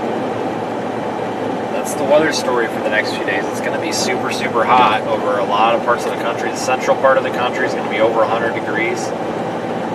You know, and I see a lot of people on social media saying, oh, well, that happens every summer. Well, yeah, but also no. I mean, it's not typical to see, you know, record high temperatures for 2 weeks straight across such a big area.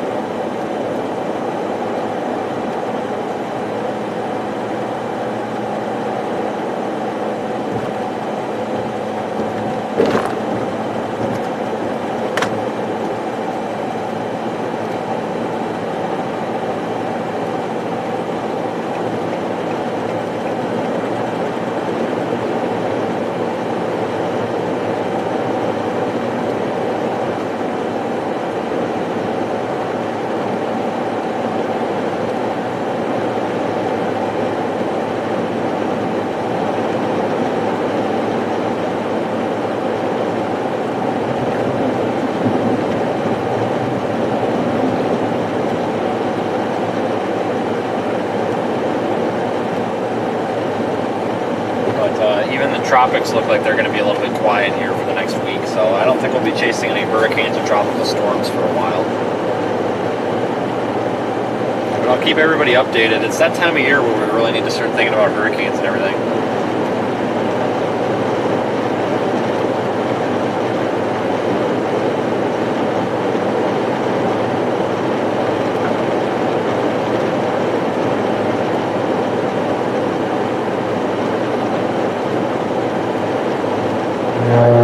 I could start complaining about the heat. I don't mind the heat too much though. I actually do prefer the warmth.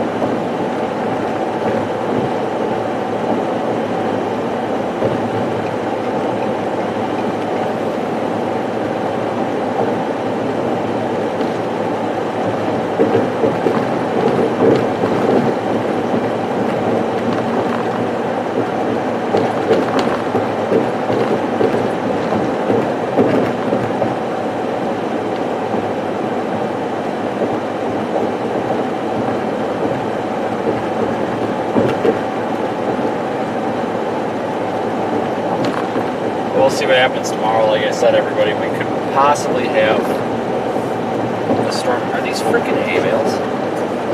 hay bales in the median.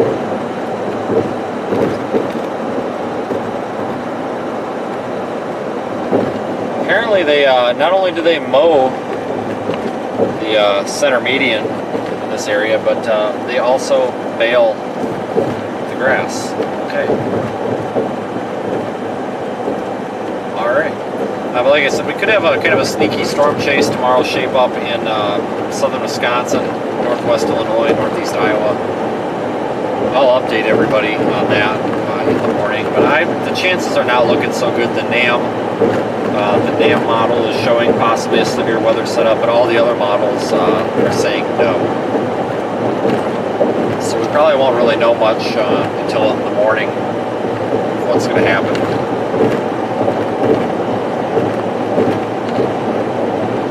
But that's really close to home for me.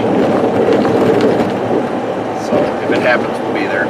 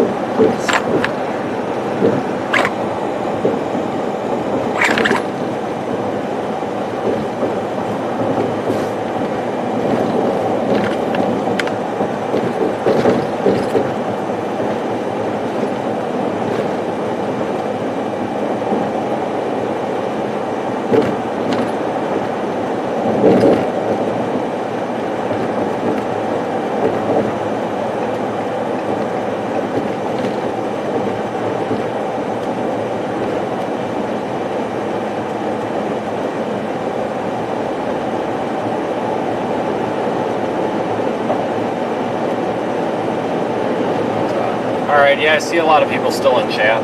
Thanks for watching, everybody. It means a lot. I know when we visit some more interesting places, these streams tend to get a lot of attention. Just the driving streams. I know a pretty popular one was when we took I-10 all the way from Tallahassee, Florida to Jackson, Mississippi back in the spring. That was kind of cool. Just a ton of views on that one for some reason.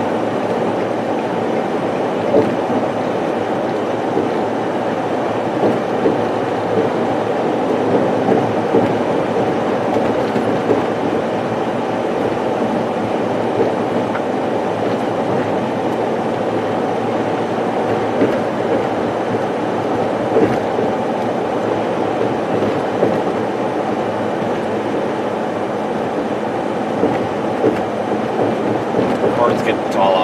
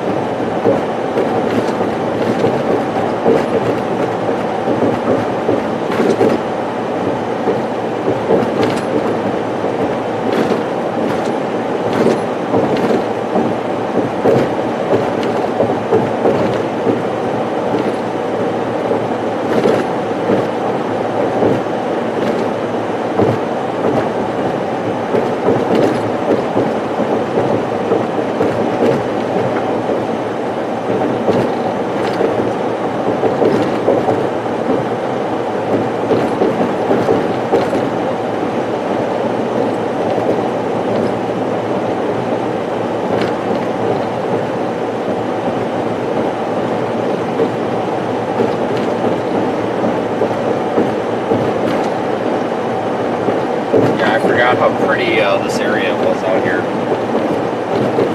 Very, very nice.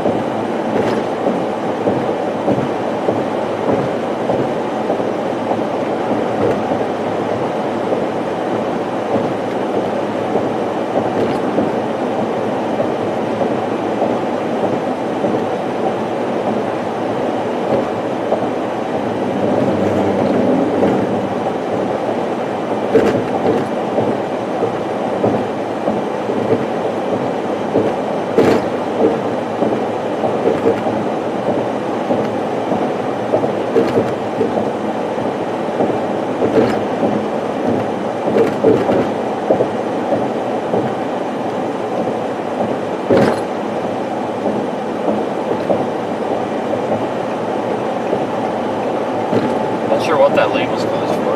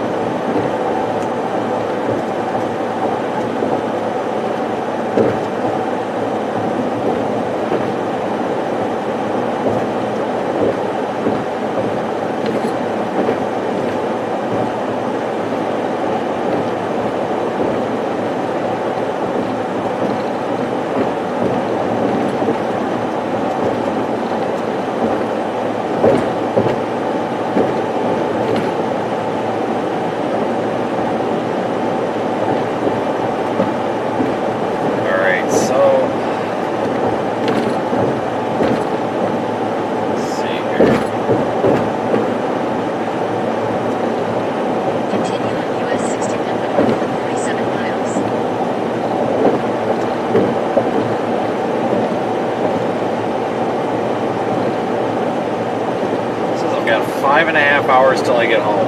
So that's not too terrible bad.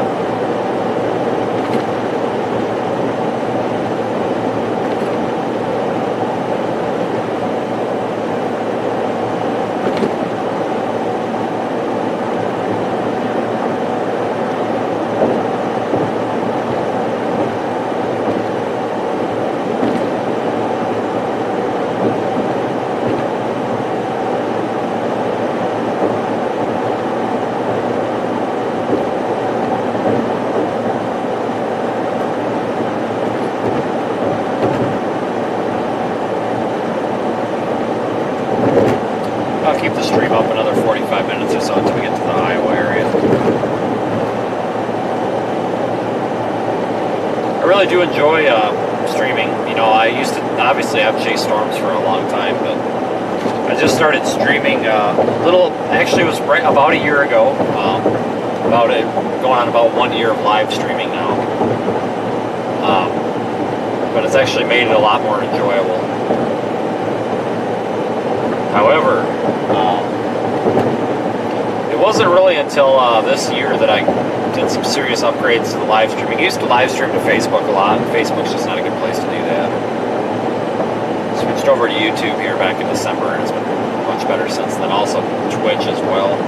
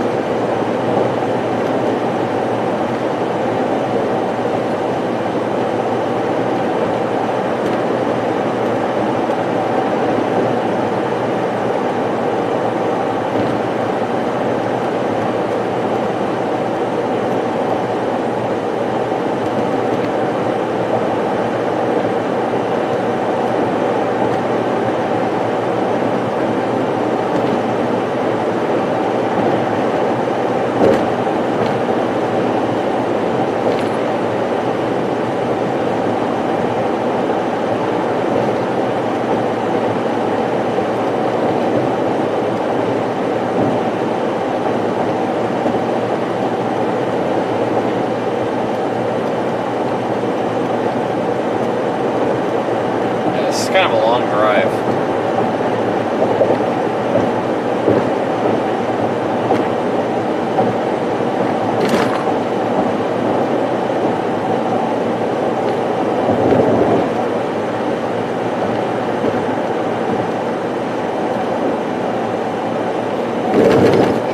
This lane here, that lane's pretty rough.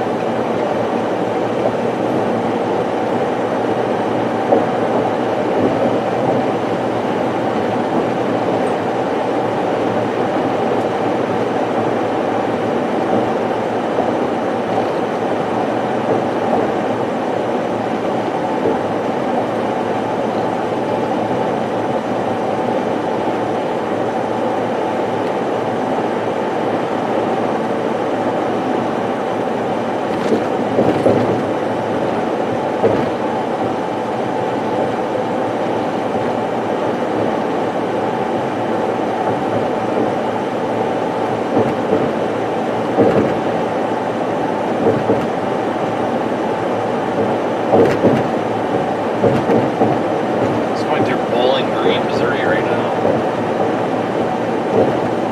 Not much in this tunnel.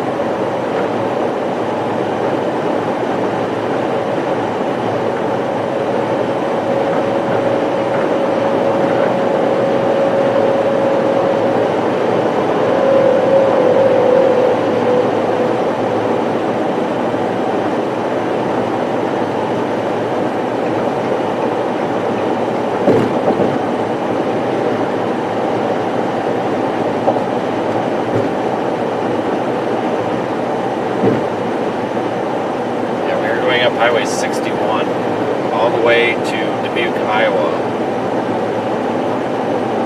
Pretty easy drive, don't even need the GPS anymore. Only have to stop for gas one more time.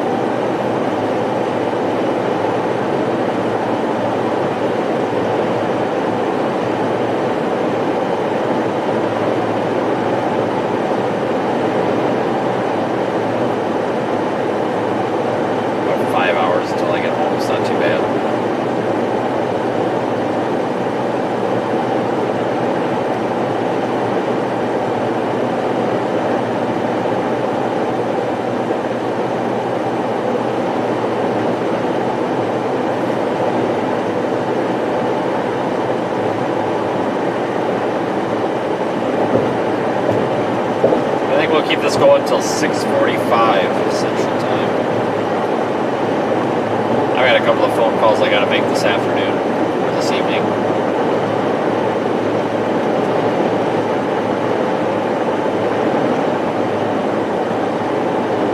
But like I always say, thanks again for watching and supporting the streams. Without the viewers, there's no point in doing this.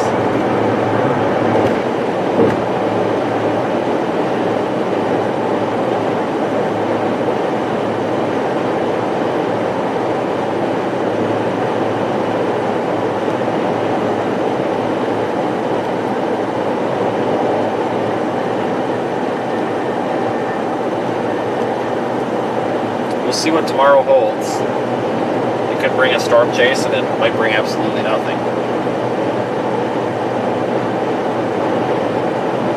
If it is a storm chase, it'll probably be a pretty quick one. We won't have to go too far out of our way.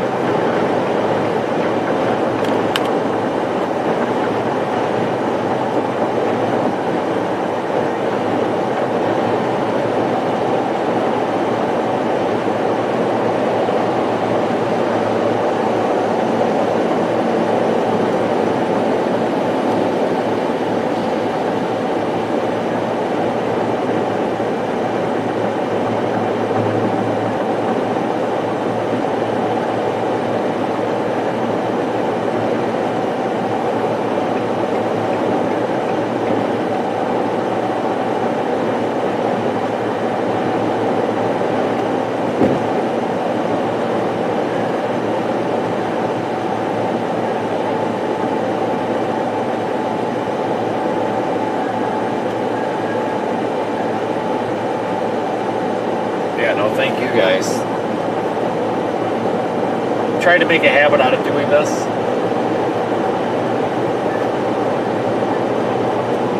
We drives between the storm chasing targets. Never hurts to turn the stream on. So I've been getting a lot of questions about what I'm going to do now that storm season's over. That's not really the case, but storm season's not really ever over. I mean, there's always significant weather somewhere in the country.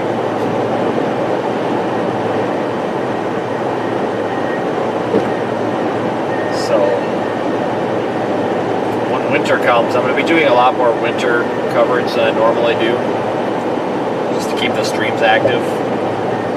Pretty much any chance at even just a couple of inches of snow, we're going to be out there driving around watching people run into the ditch, forget how to drive on snow. But we do have severe weather in the winter too. Can't forget that. It's just usually down in the southeast.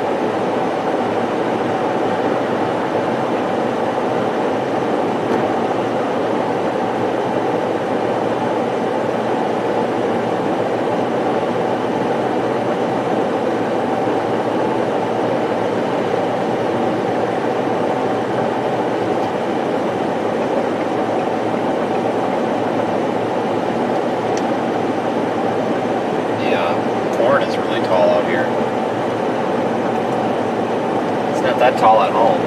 It's well over waist height here. Kind of a slow start to the farming season this year in the Midwest.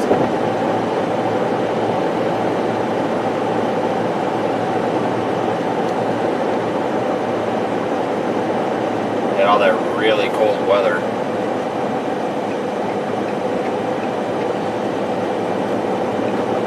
A lot of cars parked along the side of the road this drive, it seems like. Also, thanks to all the moderators who help out with the channel.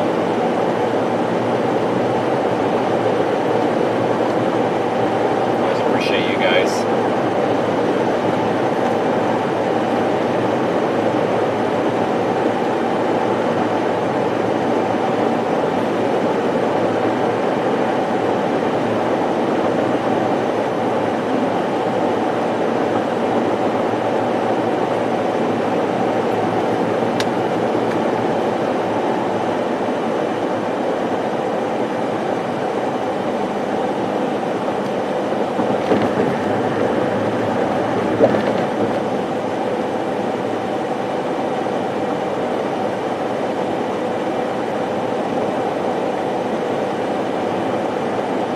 Yeah, Saturday night was a busy night, whatever night it was. Yeah, all-night storm chase in Montana and North Dakota. Started the day in Fargo. We thought, and so did the Storm Prediction Center, we thought that we would see storms farther east as well, but it wasn't going to happen, and I didn't want to throw the day away. So I headed out to Glendive, Montana, really pretty area. Started our storm chase out there. Intercepted that squall line as it passed through.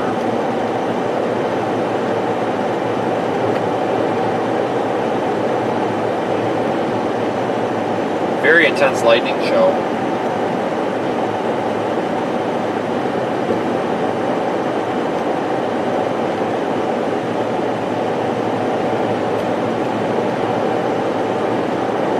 A lot of lightning on that storm.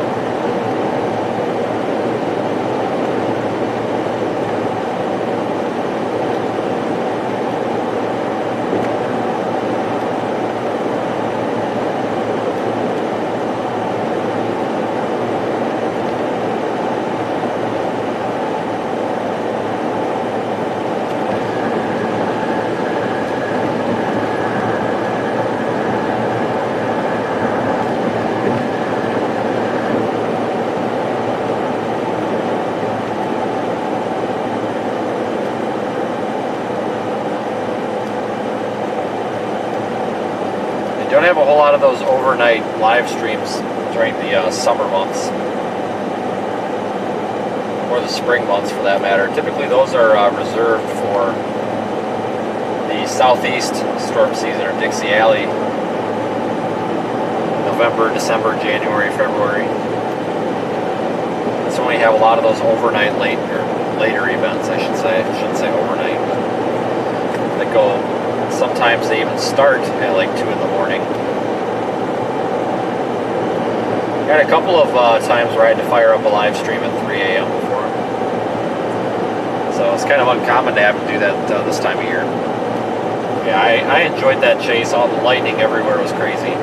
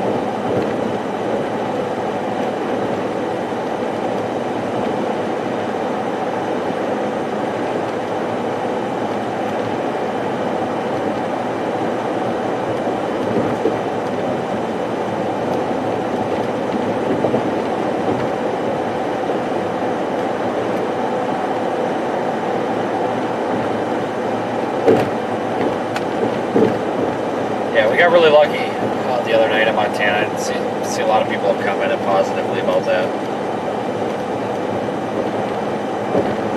Got very lucky with that storm. Just good positioning, easy to keep up. It was moving quickly, but you know, the speed limit on that interstate up there is 80, so it's easy to keep up with it.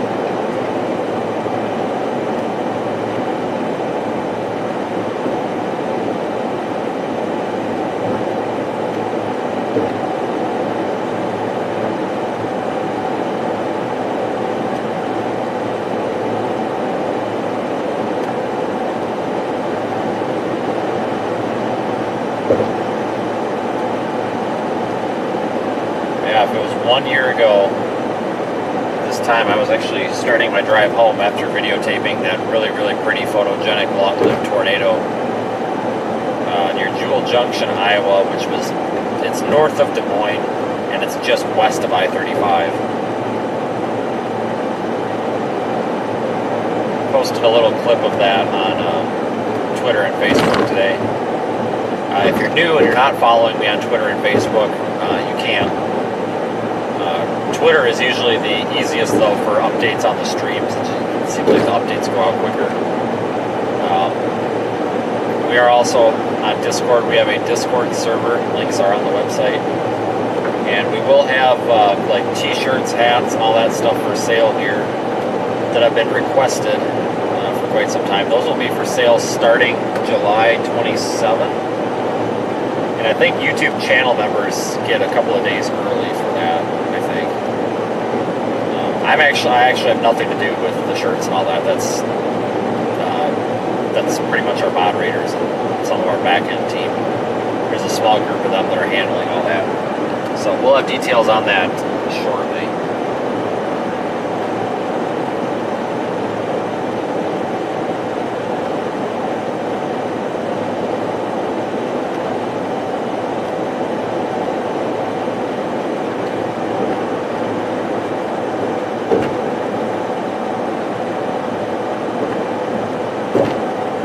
I'm going to go ahead and shut the stream down. Thanks everybody who submitted a super chat or tip or whatever we're calling them and contributing. I appreciate it because it's all you guys that help keep the live storm chasing free. Because if I didn't have a platform like this to do it on and generate a little bit of ad revenue, I would have to be behind a paywall, and I don't want to do that. So I appreciate all you guys. And even remember, if you just watch and hit the like button, or just simply watching helps out a lot. So I hope everybody has a great night, and I will post some updates tomorrow morning, by either late tonight or tomorrow morning, regarding what the plans are for tomorrow, and beyond that as well. So it's looking like there will be some sort of a live stream within the next 48 hours. If it's not a storm chase tomorrow, then on Saturday we'll just do a live stream from home. Maybe answer some questions and all that. So take care, everybody, and I will see you shortly, probably within the next day or day and a half.